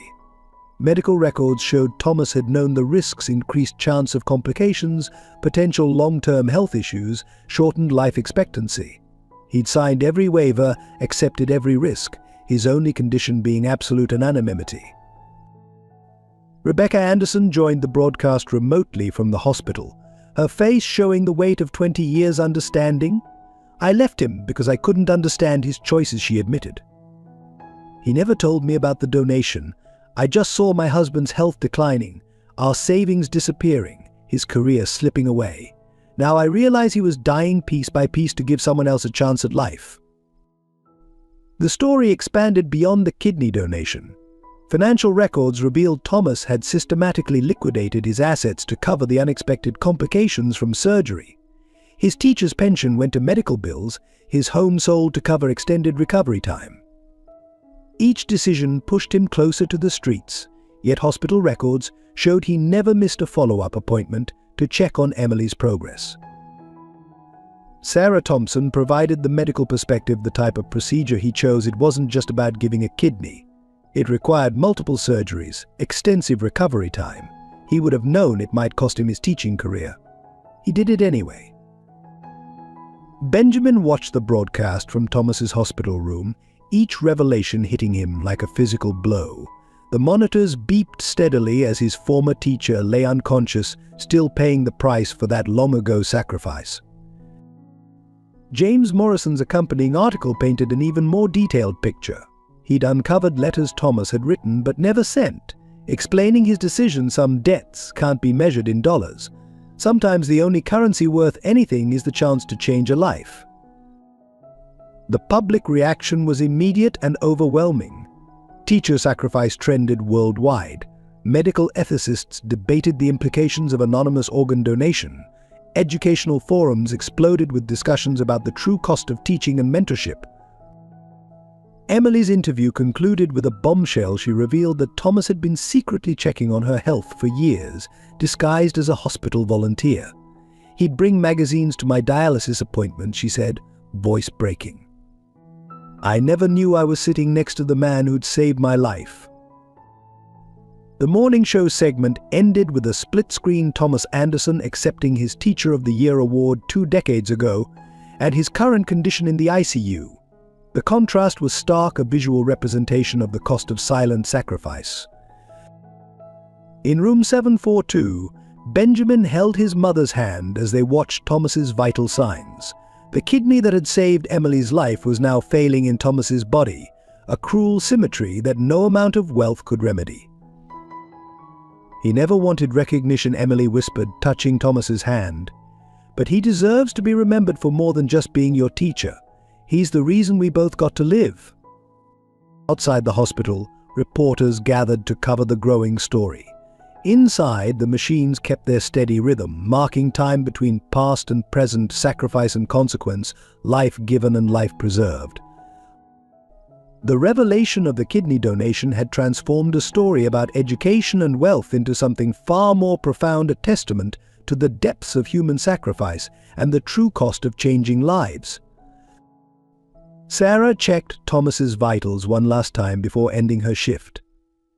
"Sometimes," she said quietly, "the biggest donations aren't the ones that make headlines." The monitors beeped in agreement, each sound a reminder of choices made and prices paid in the currency of human life. The storm broke in room 742 when Rebecca Anderson finally confronted Benjamin Crawford. "You built hospitals," she said, her voice trembling with 20 years of suppressed anger. "You created medical foundations, you had billions while he lived on streets, dying from the sacrifice he made for your family." The machines monitoring Thomas's condition beeped steadily in the background as Rebecca pulled out their old divorce papers. "Look at the date," she demanded. 3 months after his kidney donation. "Our marriage ended because I couldn't understand why he'd risk everything for a student's family. I blamed him for choosing strangers over us. I was wrong, but where were you?" Emily Crawford stepped between them, her own health visibly strained. "Rebecca, I didn't know." None of us knew, but Rebecca cut her off, years of pain spilling over. "He missed our daughter Sarah's final moments because he was too weak from the donation complications to reach the hospital in time," she revealed, her voice breaking. "She died thinking her father had abandoned us for his teaching career. She never knew he was saving your life." The confrontation drew others. Detective Chen arrived with more files, each document adding fuel to the emotional fire. Every time the Crawford Foundation announced a new medical initiative, she reported, Thomas was in a different emergency room, dealing with complications from the donation. The timelines run parallel: your success, his decline. Sarah and Michael Thompson stood guard at Thomas's bedside, watching the family drama unfold. The monitors showed slight fluctuations, even unconscious. Thomas seemed to react to the rising tensions in the room. "I have something you need to see," Emily said quietly, retrieving a worn shoebox from her bag. Inside were dozens of anonymous get-well cards sent over years to her dialysis appointments. She'd kept them all, touched by the mysterious sender's persistence. It was him. Every card, every encouraging word while he was living in shelters. But Benjamin stood by the window, his empire's buildings visible in the distance. "I built those hospitals," he whispered, "created foundations, donated millions, but I never looked down at the streets where my own teacher was dying." Rebecca's next revelation silenced the room. "He never cashed the divorce settlement checks," she said, spreading old bank documents across Thomas's bed. "He had them redirected to a fund for student emergencies. Even broken, homeless and sick, he kept teaching, kept giving." The family confrontation expanded as more players arrived. James Morrison brought recordings of interviews with shelter volunteers who'd witnessed Thomas's decline. He taught calculus in parks during the day. One recording played, then slept on benches at night, too proud to seek help from his successful former students. Emily's health suddenly wavered, the stress overwhelming her transplanted kidney, Thomas's final gift straining under the weight of revealed truths. As medical staff rushed to stabilize her, the bitter irony was lost on no one. 20 years, Rebecca continued once Emily was stable. 20 years of watching his success story in the papers while living on streets. 20 years of pride stopping him from asking for help. 20 years of you walking past him, unseeing. Benjamin's fiancée chose that moment to appear, packing the room with even more tension. Her presence, designer clothes, diamond rings, perfect makeup stood in stark contrast to Rebecca's teacher's outfit and Emily's medical fatigue. "But I can't compete with this," she announced, removing her engagement ring. "You've built your life on a debt you never acknowledged. I won't be part of the repayment plan." The ring clinked against Thomas's bedside table as she left, the sound echoing in the sudden silence. The confrontation reached its peak when Rebecca discovered Thomas's last letter to their daughter, written the night of her accident but never delivered. He was trying to reach her, she sobbed, reading the weathered pages. To explain everything, he collapsed at the bus station, and by the time he recovered, the monitors suddenly screamed as Thomas's vital signs spiked. Medical staff rushed in, forcing the family drama into the hallway. Through the window, they watched as Sarah and her team fought to stabilize him, the physical crisis a mirror of their emotional one. Hours later, with Thomas stable again, the families faced each other across his unconscious form. The machine's steady beeping provided a rhythm to their reconciliation attempts. "We can't change the past," Emily finally said, taking both Rebecca's and Benjamin's hands. but we can honor his sacrifice by changing the future." Rebecca nodded slowly, years of anger beginning to transform into something more complex. He always said education was about second chances, she remembered. Maybe it's time we all learned that lesson. The family confrontation had laid bare 20 years of mistakes, assumptions, and missed opportunities. But as night fell over room 742, it also revealed a path forward if they were brave enough to take it. Thomas's monitors beeped steadily, his unconscious presence still teaching his final, hardest lesson that true family isn't built on blood or success, but on the willingness to sacrifice for others' chances at life. The media circus outside St. Luke's Hospital reached fever pitch as the full impact of Thomas Anderson's story gripped the nation. Satellite trucks clogged the streets, their antennas reaching skyward like metal trees. Every news outlet wanted their angle on what they dubbed the teacher's price, a story that had evolved from local scandal to national referendum on wealth, education, and moral responsibility. Breaking news: Crawford Foundation Board demands CEO's resignation scrolled across screens nationwide. The board's statement was damning in light of recent revelations. "We question Mr. Crawford's ability to uphold our mission of educational philanthropy." Major donors began publicly withdrawing support, the foundation's carefully constructed image crumbling in real time. Social media exploded when activist groups organized a teach-in outside Crawford Technologies headquarters. Hundreds of teachers held classes on the sidewalk, each lesson dedicated to Thomas Anderson. The contrast between suited executives hurrying past and educators teaching homeless students became a powerful symbol, shared millions of times online. Inside the hospital, Benjamin Crawford watched his empire wobble. Stock prices plunged as justice for teachers trended worldwide. Corporate partners distanced themselves, afraid of being tainted by association. The press painted him as a modern-day Scrooge, blind to his own mentor's suffering. James Morrison's latest expose hit like a bombshell the price of a teacher's kidney. A 20-year cover-up, the article revealed that early in Benjamin's career, his company had acquired and shuttered several homeless education programs where Thomas had been quietly teaching. The irony was devastating. Public opinion divided sharply. Some praised Thomas as a saint of education, others questioned his judgment in making such sacrifices. Debates raged on talk shows: was he a hero or a fool? Should teachers be expected to give so much? Had modern philanthropy become just another form of moral laundering? The hospital became ground zero for protests and counter-protests. One group demanded Thomas be moved to a premium private facility, another argued he should receive the same care as any homeless patient. Security struggled to maintain order as emotions ran high. Emily Crawford's interview footage played constantly, her tearful revelation about the kidney donation, her decades of unknowing encounters with her anonymous savior.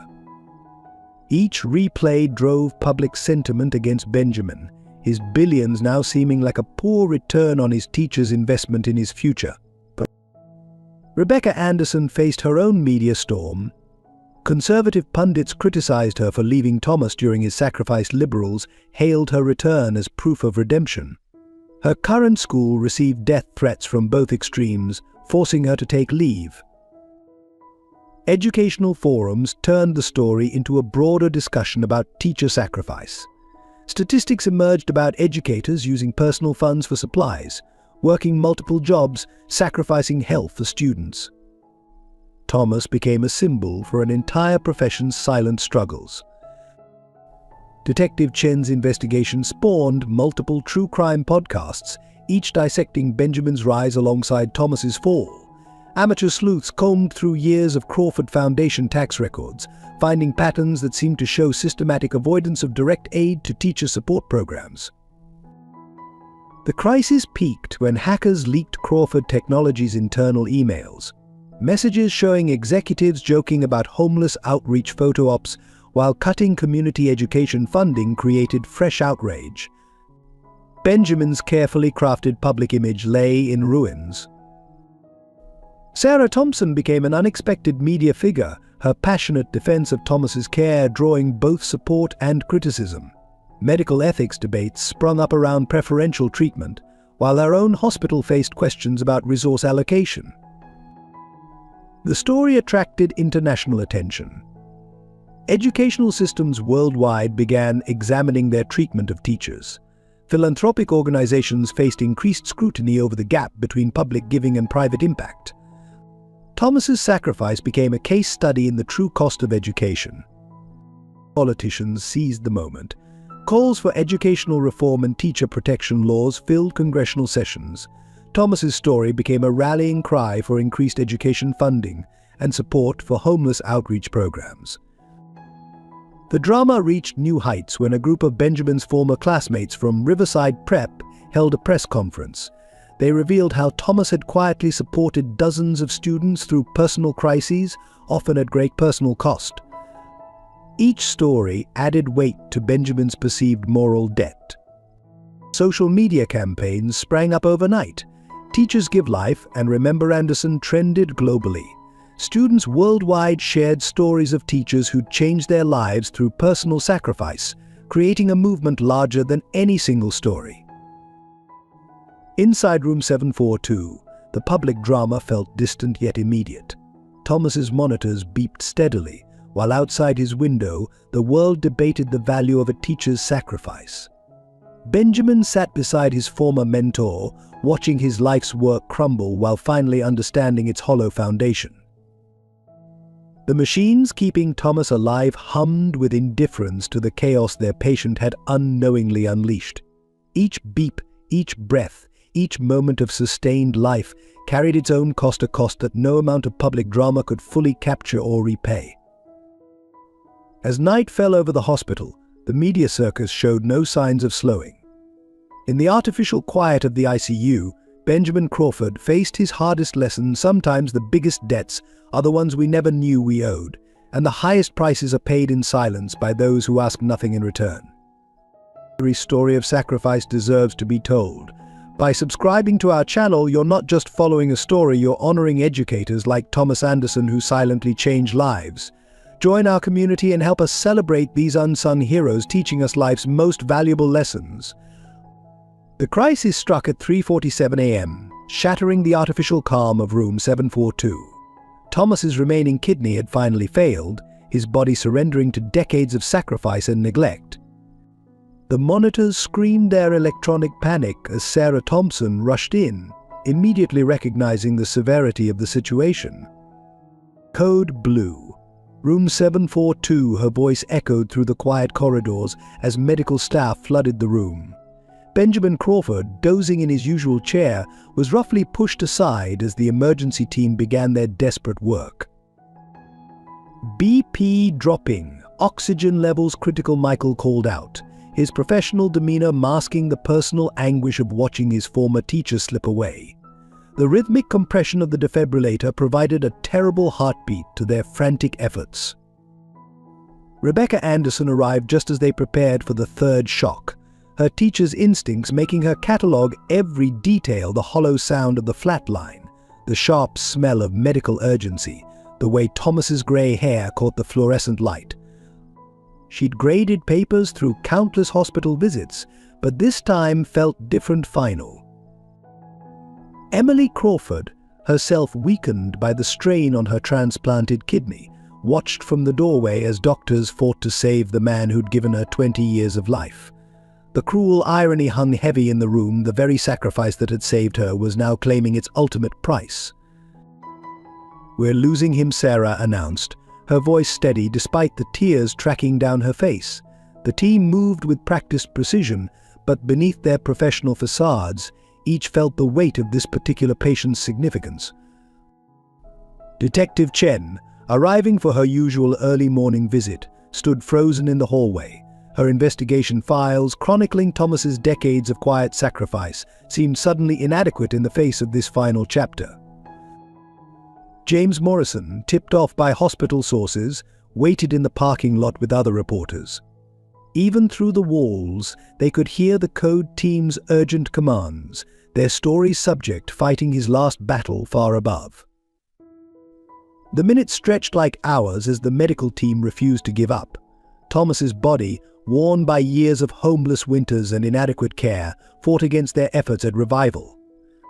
Each shock, each compression, each desperate intervention seemed to highlight the years of neglect that had led to this moment. "Come on, Dr. Anderson," Sarah whispered between compressions. "You taught us never to give up." The monitors continued their ominous tone, unimpressed by human sentiment or 20-year-old debts. Benjamin stood pressed against the wall, his billions useless in this moment of crisis. No amount of money could repair decades of damage, no charitable foundation could buy more time.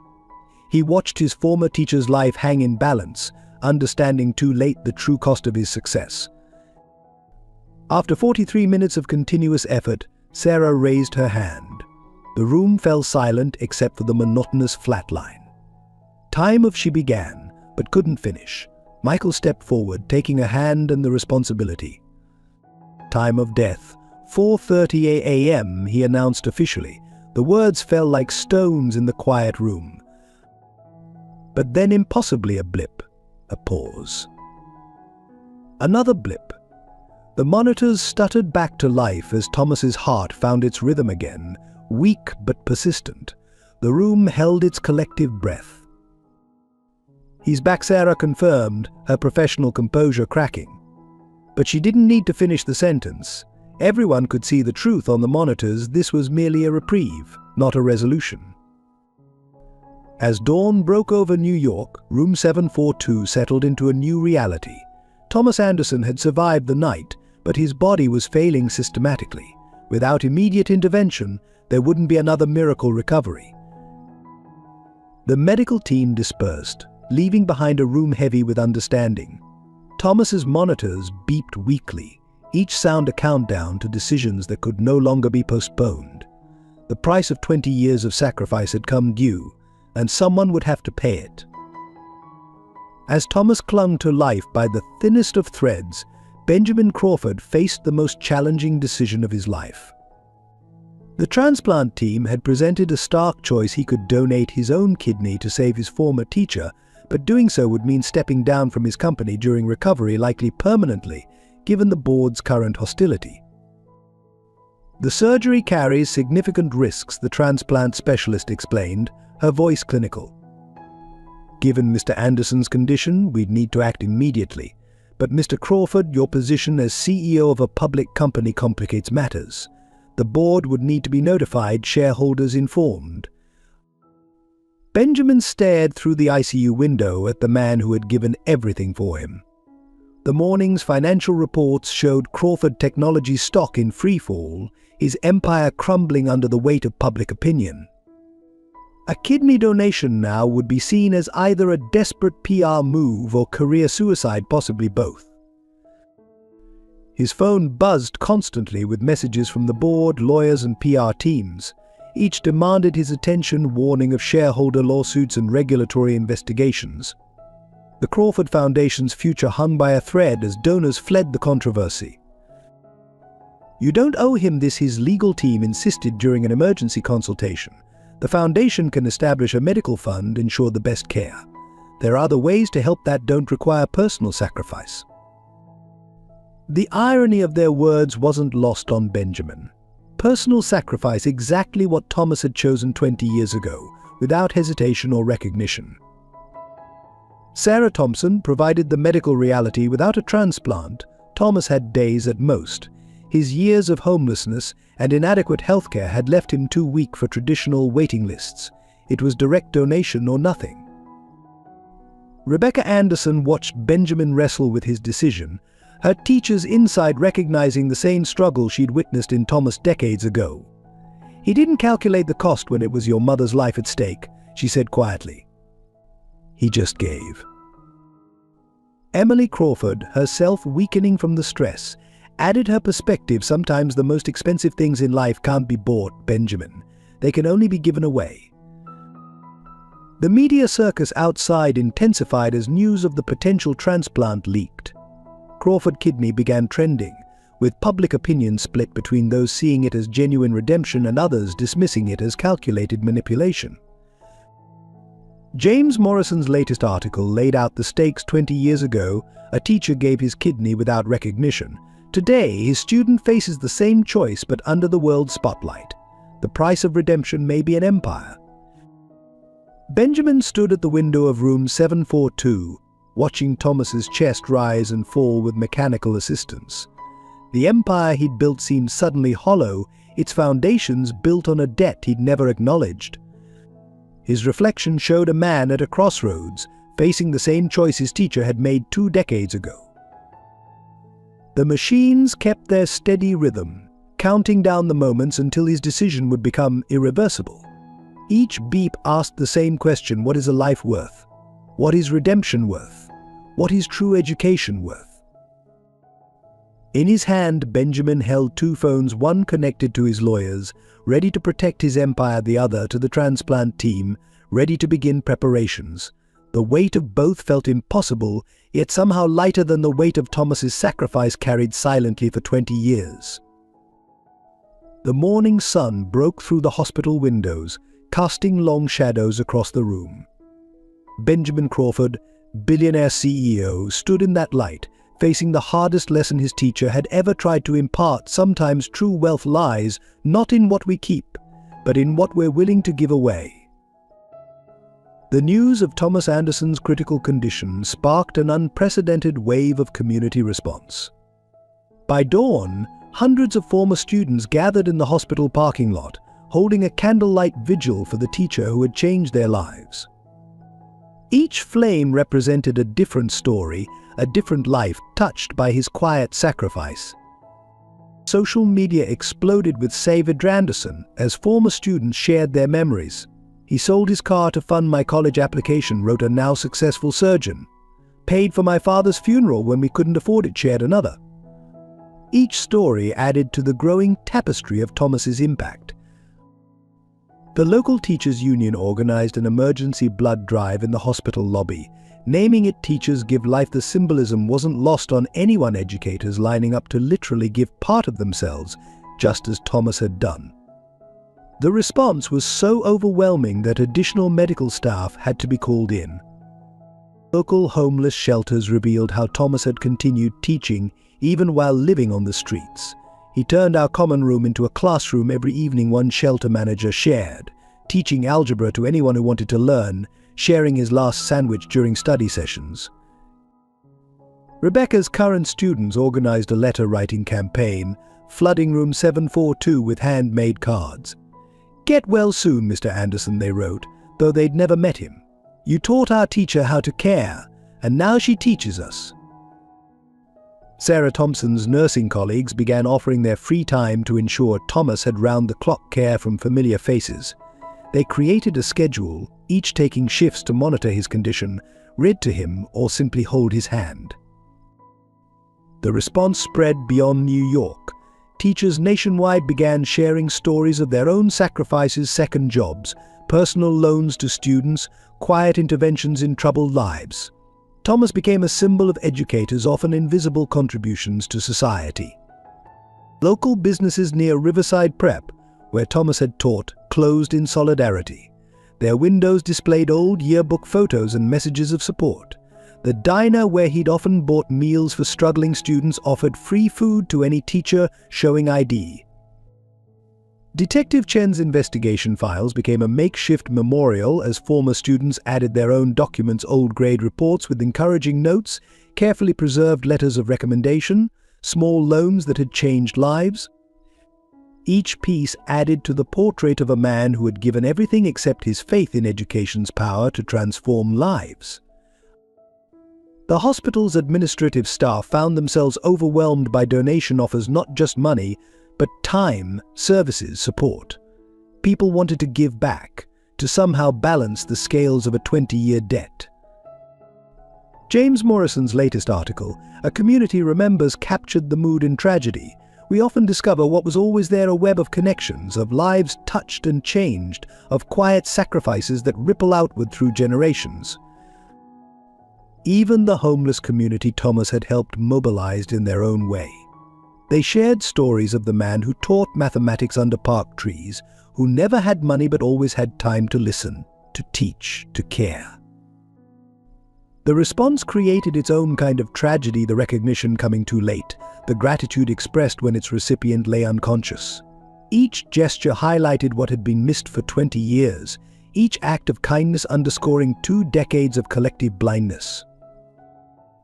As night fell again on St. Luke's Hospital, the candlelight vigil grew. Hundreds of flames flickered in the darkness, each representing a life touched by one teacher's dedication. Above them, in room 742, machines beeped steadily, marking time as a community finally acknowledged its debt to a man who had never asked for recognition. The tragic irony hung heavy in the air. It had taken Thomas Anderson's collapse to make visible the invisible threads that connected hundreds of lives, all transformed by his quiet sacrifice. The breakthrough came from an unexpected source. While cleaning out Thomas's old classroom at Riverside Prep, maintenance staff discovered a false bottom in his desk drawer. Inside lay a metal box, its contents untouched for 20 years, a time capsule of sacrifices meticulously documented. Detective Chen arrived at the hospital with the box, her hands trembling slightly as she opened it before Benjamin, Rebecca, and Emily. "It's all here," she said softly. "Every decision, every sacrifice, all recorded." The first document was a letter from the transplant center, dated 20 years ago. It detailed the experimental procedure Thomas had volunteered for, including a signed waiver acknowledging the risks: shortened life expectancy, potential career-ending complications, and the likelihood of eventual complete kidney failure. He knew, Emily whispered, reading the medical warnings. He knew exactly what it would cost him. Beneath the medical papers lay a series of bank statements. Each showed systematic withdrawals, the money traced to anonymous donations for students in crisis. Benjamin recognized dates matching his own emergency needs: textbook fees, college applications, medical bills for his mother. A small notebook contained calculations: Thomas's salary divided into portions, each allocated to different student emergencies. The margins held small notes: worth it, education matters more, can live with less. Rebecca found their divorce papers, but with them was an unsigned letter: "My darling, I can't tell you why I must do this, but some debts can only be paid in pieces of ourselves. Forgive me for choosing sacrifice over explanation." The box contained more. School records showing Thomas had declined promotions to keep teaching struggling students. Rejection letters from schools after his health declined. Medical bills he couldn't pay. Each document told part of a story of deliberate, conscious choice to give everything away. Sarah discovered a series of photographs, each showing Benjamin's progress: graduation, first job, company launch. Newspaper clippings tracked his rise to wealth. Beside each clipping, Thomas had written simple notes: making a difference. Changed his world, worth every cost. Most revealing was a journal entry from the day before the kidney donation: "Tomorrow I give a piece of myself to save Emily Crawford. Benjamin needs his mother. His potential must not be lost to grief. Some lessons can only be taught through sacrifice. This is my final examination as a teacher." Detective Chen found records of Thomas's attempts to continue teaching while homeless. Library cards from across the city showed where he'd followed Benjamin's career through newspapers. Notes detailed students he'd helped from park benches and shelter common rooms. The box's bottom held one final document, a letter addressed to Benjamin, sealed 20 years ago: "My dearest student, if you're reading this, you've finally learned about the kidney. But this was never about organs or sacrifice. It was about teaching life's hardest lesson. True wealth lies not in what we keep, but in what we give away." As they examined each piece of evidence, the full scope of Thomas's choices became clear. Every decision, every sacrifice, had been carefully considered and deliberately chosen. Nothing had been random or impulsive. It was all part of a greater lesson he'd hoped his star student would eventually learn. Emily found a small notebook tracking her recovery progress, filled with observations from hospital volunteering sessions where Thomas had watched over her anonymously. Guardian angel notes. The cover read simply, The documents painted a picture not of a man who had lost everything, but one who had given everything away with purpose and forethought. Each sacrifice had been a conscious choice, each loss accepted as part of a greater investment in human potential. Benjamin sat silently as the evidence mounted, reading his own success story through his teacher's eyes. The contrast between his billions and Thomas's deliberate poverty became sharper with each revealed document. Sarah Thompson, reviewing the medical records, finally understood the full progression of Thomas's decline. He knew exactly how this would end, she said quietly. He chose it anyway. As morning light filtered into room 742, the box's contents spread across Thomas's hospital bed told their story. A story not of tragedy or misfortune, but of deliberate sacrifice and carefully taught lessons. The truth had been hidden not to conceal, but to ensure the lesson would be learned through discovery rather than instruction. The machines kept their steady rhythm as Benjamin lifted the final letter, its seal unbroken after 20 years. In his unconscious state, Thomas Anderson had finally revealed his greatest lesson, one that had taken 2 decades to teach and had cost him everything to deliver. Benjamin Crawford stood before the assembled media, his usual polished appearance replaced by the haunted look of sleepless nights and profound realizations. The hospital's conference room buzzed with anticipation as cameras rolled, broadcasting live across all major networks. 20 years ago he began, his voice uncharacteristically raw. I believe success meant building wealth, creating foundations, putting my name on buildings. Today I stand before you to confess how completely wrong I was. He held up Thomas's journal, its weathered pages now familiar to millions through leaked photos. My teacher, Thomas Anderson, didn't just donate a kidney to save my mother. He deliberately chose a path of sacrifice that would eventually claim his own life. Not for recognition, not for reward, but to teach one final lesson about true wealth. The room fell silent as Benjamin revealed the contents of the metal box, each document adding weight to his confession. While I built an empire, he lived on streets. While I donated millions for publicity, he gave his last dollars to help students in crisis. While I put my name on hospitals, he quietly volunteered in them, checking on my mother's health while his own failed. Tears fell openly as he read from Thomas's final letter. Success without compassion is failure in disguise. The cameras caught every moment of the billionaire's breakdown, his carefully constructed public image crumbling before millions of viewers. I created the Crawford Foundation to help education, he continued, but I missed the most important lesson being taught right in front of me.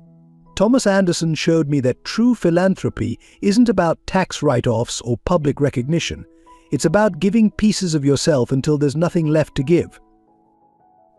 Rebecca Anderson joined him at the podium, adding her own revelation. Our divorce wasn't about growing apart. It was because I couldn't understand why my husband would sacrifice everything for others. I failed the same lesson Benjamin did, that sometimes love means giving everything away. Emily Crawford, supported by Sarah Thompson, shared her story of the anonymous kidney donor who'd saved her life while secretly watching over her recovery. He brought magazines to my dialysis appointment, she said, her voice breaking. Sat with me for hours, never revealing he was the one who'd given me life. The confession turned into a public reckoning as Benjamin detailed his own failures. Every charitable gesture now seemed hollow against Thomas's quiet sacrifice. Every foundation initiative paled beside one teacher's determination to keep teaching, even from park benches. I'm stepping down, as CEO Benjamin announced, silencing the room, not just temporarily for recovery, but permanently. The Crawford Foundation will be restructured, with Thomas Anderson's philosophy at its core. Every dollar will go directly to supporting teachers who change lives through personal sacrifice. He revealed his decision to donate his own kidney, acknowledging both the risk to his career and the possibility of failure. Thomas didn't calculate odds or weigh consequences, he said. He simply gave. 20 years later, I'm finally ready to learn from his example. The press conference shifted as former students began sharing their stories. Each revelation added layers to Thomas's impact: quiet interventions in crisis moments, anonymous help appearing exactly when needed, lessons taught under park trees to anyone willing to learn. James Morrison, who had first broken the story, asked the question everyone was thinking: why did it take 20 years to acknowledge this debt? Benjamin's response cut deep, because true wealth isn't measured in dollars or buildings or foundations. It's measured in pieces of yourself given away to change others' lives. Thomas Anderson became homeless teaching that lesson. I became a billionaire failing to learn it. The confession concluded with a final revelation: security footage from the gala where Thomas had first confronted Benjamin. Viewed now with full context, it showed not a homeless man disrupting a charity event, but a teacher delivering his final lesson to a student who had forgotten the true meaning of success. As cameras rolled and social media exploded with reaction, Benjamin made one final statement: Thomas Anderson never wanted recognition. He wanted his students to understand that education isn't about accumulating knowledge or wealth. It's about learning to give everything away for something bigger than yourself. The confession ended, but its impact was just beginning. Across the country, people watched a billionaire acknowledge the hollow nature of his success against one teacher's complete sacrifice. In room 742, machines kept their steady rhythm as Thomas Anderson's final lesson reached millions, taught not through words but through 2 decades of silent sacrifice finally brought to light. In room 742, as evening fell and media crews finally dispersed, 3 families began the delicate process of healing 2 decades of wounds. Rebecca Anderson sat beside Thomas's bed, holding his hand as machines tracked his fragile heartbeat. Emily Crawford occupied the chair opposite, the kidney they shared binding them in ways neither had imagined possible. "I used to hate him for choosing others over us," Rebecca confessed, her voice barely audible above the medical equipment. "Now I understand he wasn't choosing at all, he was teaching by example what real love looks like." Benjamin brought out the last unopened letter from the metal box, one addressed to his mother. Emily's hands trembled as she read Thomas's words: "Dear Emily, by the time you read this, you'll know I was your donor. Don't thank me. Every teacher hopes to change lives. I just chose a more literal approach." Sarah Thompson, checking vitals, shared her own story of recognition. "When I was 17, suicidal, he stayed late every day for months, just talking. I never knew he was sleeping in his classroom because he'd given up his apartment to pay for my therapy." The families began sharing memories, each revelation bridging gaps between their separate griefs. Rebecca spoke of finding Thomas's gradebooks, filled not with scores but with notes about students' struggles and triumphs. Emily recalled the mysterious hospital volunteer who'd brightened her darkest days, never knowing it was her donor watching over her recovery. He kept track of every student Benjamin added, showing pages from the recovered journal. Not their grades, their needs, their dreams, their potential. He saw us all so clearly, while we failed to see him at all. The reconciliation deepened as night fell. Rebecca shared photos of their daughter Sarah, explaining to Emily how Thomas had tried to reach the hospital that fatal night, his weakened body failing him one final time. He blamed himself for not being there. I blamed him for the donation that made him too weak to arrive in time. We were both wrong. Love was the only thing that wasn't at fault. Emily spoke of her years wondering about her anonymous donor, never imagining the truth sat beside her at dialysis, offering quiet encouragement and worn magazines. "He gave me life twice," she realized, once with his kidney and once with his silent support.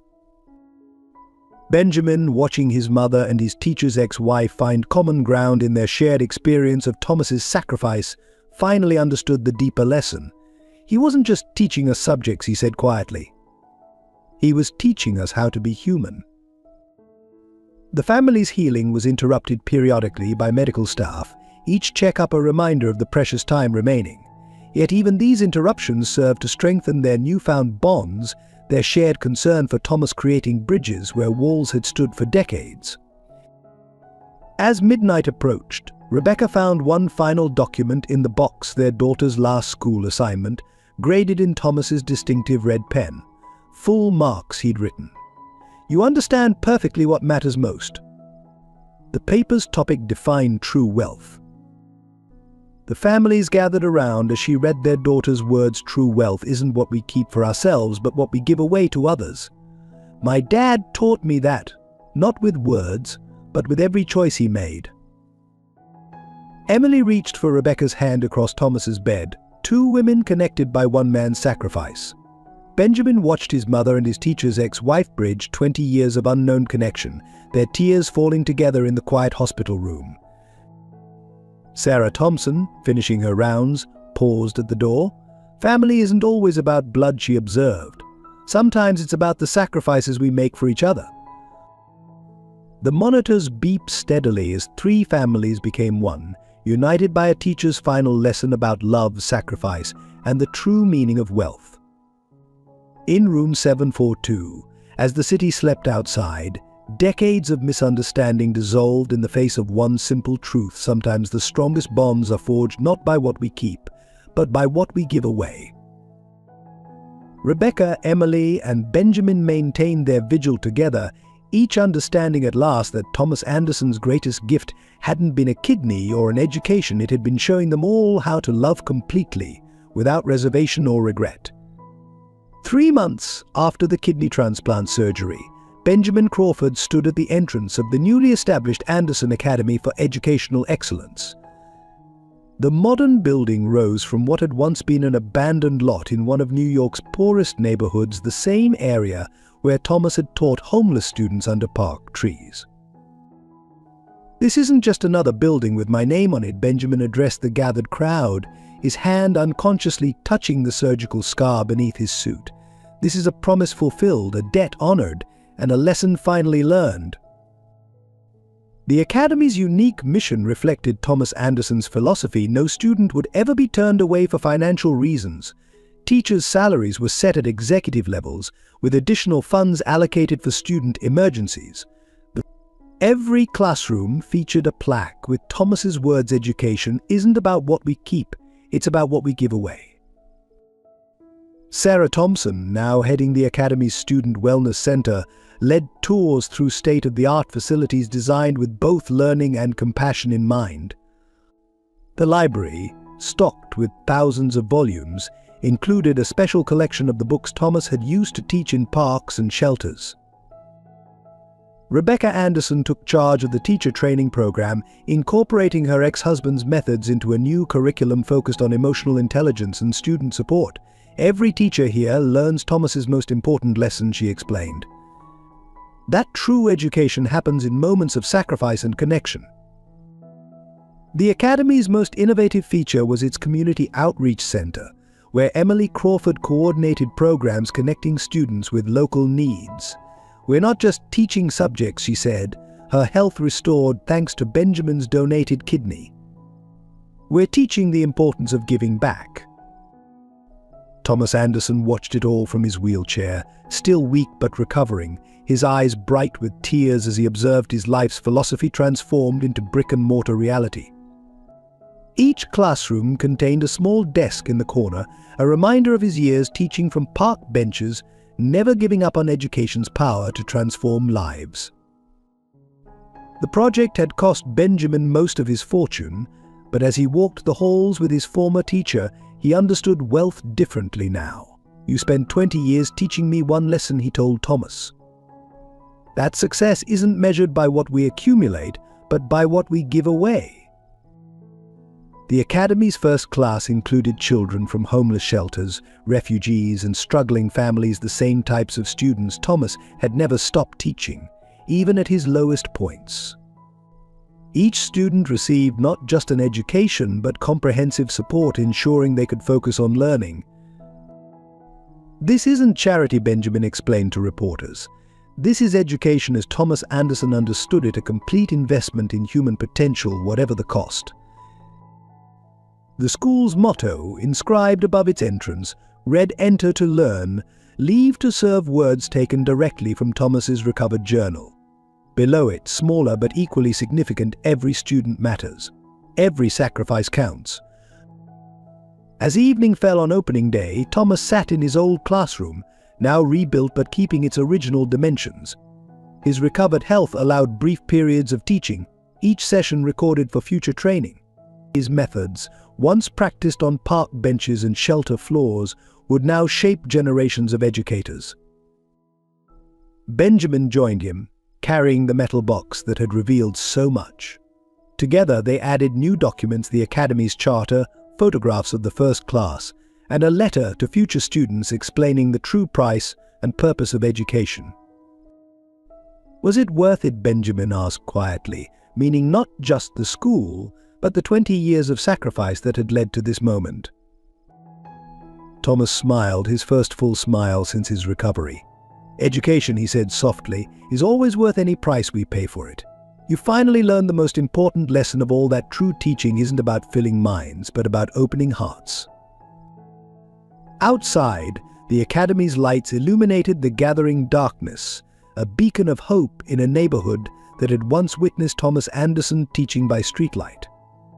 The building stood as testament not just to one teacher's sacrifice, but to the enduring power of education to transform lives, one lesson at a time. 1 year after the Anderson Academy's opening, the transformations extended far beyond its walls. Benjamin Crawford, no longer a billionaire CEO, found new fulfillment teaching mathematics in the same classroom where Thomas had once mentored him. His designer suits gave way to casual teacher wear, his former empire's wealth converted into opportunities for others. I used to measure success in dollars, he told his students, many from backgrounds similar to his own. Now I measure it in moments when someone understands something for the first time. Rebecca Anderson witnessed her own transformation, her guilt over leaving Thomas decades ago transformed into purpose. She developed the Academy's Teacher's Heart program, training educators to recognize and support students in crisis. Her office wall displayed her favorite quote from Thomas's journal, "Sometimes the most important lessons aren't in any curriculum." Emily Crawford's health flourished as she coordinated the school's community outreach, her borrowed kidney now from Benjamin giving her renewed energy for service. She often sat with Thomas during his dialysis sessions, their shared experience of organ donation creating a unique bond. "We're connected by more than just kidneys now," she would say. "We're connected by purpose." Sarah Thompson expanded the Wellness Center into a model program, implementing everything she'd learned from Thomas's approach to student care. Her suicide prevention initiative, named Another Tomorrow in honor of how Thomas had saved her own life, became a blueprint for schools nationwide. The most profound transformation was in Thomas himself. Though physically limited by his years of hardship, his spirit soared as he watched his philosophy of education touch countless lives. He taught when his strength allowed, each session recorded and studied by teachers in training who sought to understand his unique approach to changing lives. Detective Chen, whose investigation had uncovered the truth, found herself transformed from skeptic to believer. She established a scholarship fund for children of law enforcement officers, naming it after Thomas's motto, "Give everything away." James Morrison, the journalist who'd broken the story, underwent his own change. His cynicism about wealth and philanthropy evolved into a deeper understanding of true giving. His weekly column, Anderson's Lessons, explored stories of teachers who transformed lives through personal sacrifice. The Crawford Foundation, restructured and renamed the Anderson Educational Trust, shifted its focus from grand gestures to direct impact. Every dollar went to supporting teachers who, like Thomas, went above and beyond for their students. Benjamin's former business associates, initially skeptical of his transformation, began their own journey of understanding. Several joined the Academy's board, bringing their expertise to support its mission while learning deeper lessons about true wealth. Rebecca's current students, witnessing her dedication to Thomas's principles, started their own initiative, Teachers Teaching Teachers, where educators shared stories of sacrifice and impact. The program spread nationally, creating a network of educators committed to Thomas's philosophy. Even the local community transformed, with former skeptics becoming the Academy's strongest supporters. The park where Thomas had once taught homeless students became an outdoor classroom, its benches replaced with learning spaces designed for community education. The media's portrayal of the story evolved from scandal to inspiration. Annual follow-up pieces tracked the ripple effects of one teacher's sacrifice, showcasing how personal transformation could lead to societal change. Perhaps most significantly, Benjamin's understanding of wealth underwent a complete reversal. I used to think being rich meant having everything, he reflected during a teacher training session. Now I know it means being able to give everything away. As the Academy flourished, each personal transformation added to Thomas's legacy, proving his belief that education's true power lay not in what was kept, but in what was given away. His greatest lesson, that real wealth comes through sacrifice for others, continued to transform lives, one person at a time. 5 years after the opening of Anderson Academy, on a crisp autumn evening, Thomas Anderson sat in his favorite spot in the school's rooftop garden. The setting sun painted the city skyline in hues of gold, reminiscent of the countless sunsets he'd watched while teaching in parks years ago. Benjamin Crawford joined him, carrying 2 cups of coffee, a simple ritual they'd developed since Thomas's recovery. The new scholarship program approved 50 more students today, Benjamin reported, his former CEO authority replaced by quiet satisfaction. Kids just like I was, all getting the chance I almost missed. Below them, the Academy buzzed with after-hours activity. Rebecca's teacher training session was visible through the library windows, while Emily coordinated evening community classes in the main hall. Sarah Thompson's Wellness Center lights burned late, as always, ensuring no student ever faced their struggles alone. Look there, Thomas pointed to a corner of the playground, where a teacher had set up an impromptu math tutorial for struggling students. That's exactly how it should be. Education doesn't end at the bell. The garden itself told their story, a kidney-shaped pond surrounded by benches, each inscribed with quotes from Thomas's recovered journal. Students called it the giving pool, understanding its symbolism of sacrifice and renewal. You know, Thomas said softly, when I was teaching in parks, I never imagined this. I just knew education was worth any price. Benjamin touched his side, where the surgical scar reminded him daily of lessons learned. You taught me that wealth isn't what we keep, he replied, but what we give away. As darkness fell, lights illuminated the Academy's motto, enter to learn, leave to serve. Below it, a steady stream of evening students arrived, adults seeking second chances, homeless individuals finding hope through education, teachers learning to change lives as Thomas had changed theirs. The metal box that had revealed so much now sat in a place of honor in the school's museum, alongside Benjamin's former business awards and Thomas's rescued teaching materials. Its contents, digitized and shared with every new teacher, served as a reminder that true education costs everything but is worth any price. Rebecca appeared in the garden, carrying updated training materials. We're teaching teachers how to see beyond grades now, she explained. Just like you always did, Thomas. Emily joined them, her health robust, her borrowed kidney, like Benjamin's, a testament to lessons learned about giving. Together they watched their transformed family's legacy unfold in the school below. Sarah Thompson's voice echoed from the Wellness Center. Remember, every student matters. Every sacrifice counts. The words, once written in Thomas's journal, now form the foundation of every program at the Academy.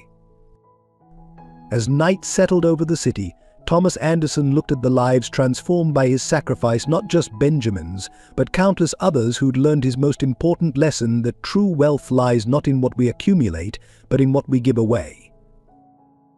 Was it worth it? Benjamin asked one final time, meaning everything: the kidney, the years of hardship, the sacrifice of a comfortable life. Thomas smiled, watching another teacher stay late to help a struggling student. Education, he said, is always worth the price. Always. The lights of Anderson Academy shone like stars against the darkening sky. each one representing a life changed, a lesson learned, a sacrifice honored. In the garden above the city, surrounded by the family his sacrifice had created, Thomas Anderson's greatest lesson continued to teach itself, that sometimes the most valuable things in life are the ones we give away. As this touching story of sacrifice and redemption comes to an end, we invite you to be part of Thomas Anderson's legacy. Hit subscribe to support our team's mission of sharing these powerful stories that remind us what truly matters in life. If this story moved you, please give it a like and share it with friends and family. Every share helps us reach more hearts with messages of hope and transformation. We'd love to hear your thoughts and experiences in the comments below. Have you encountered a teacher who changed your life? Share your story and let's create a community celebrating those who give everything to change lives. Together, we can honor unsung heroes like Thomas Anderson. Subscribe, like, share, and comment help us spread these stories of quiet sacrifice and extraordinary love.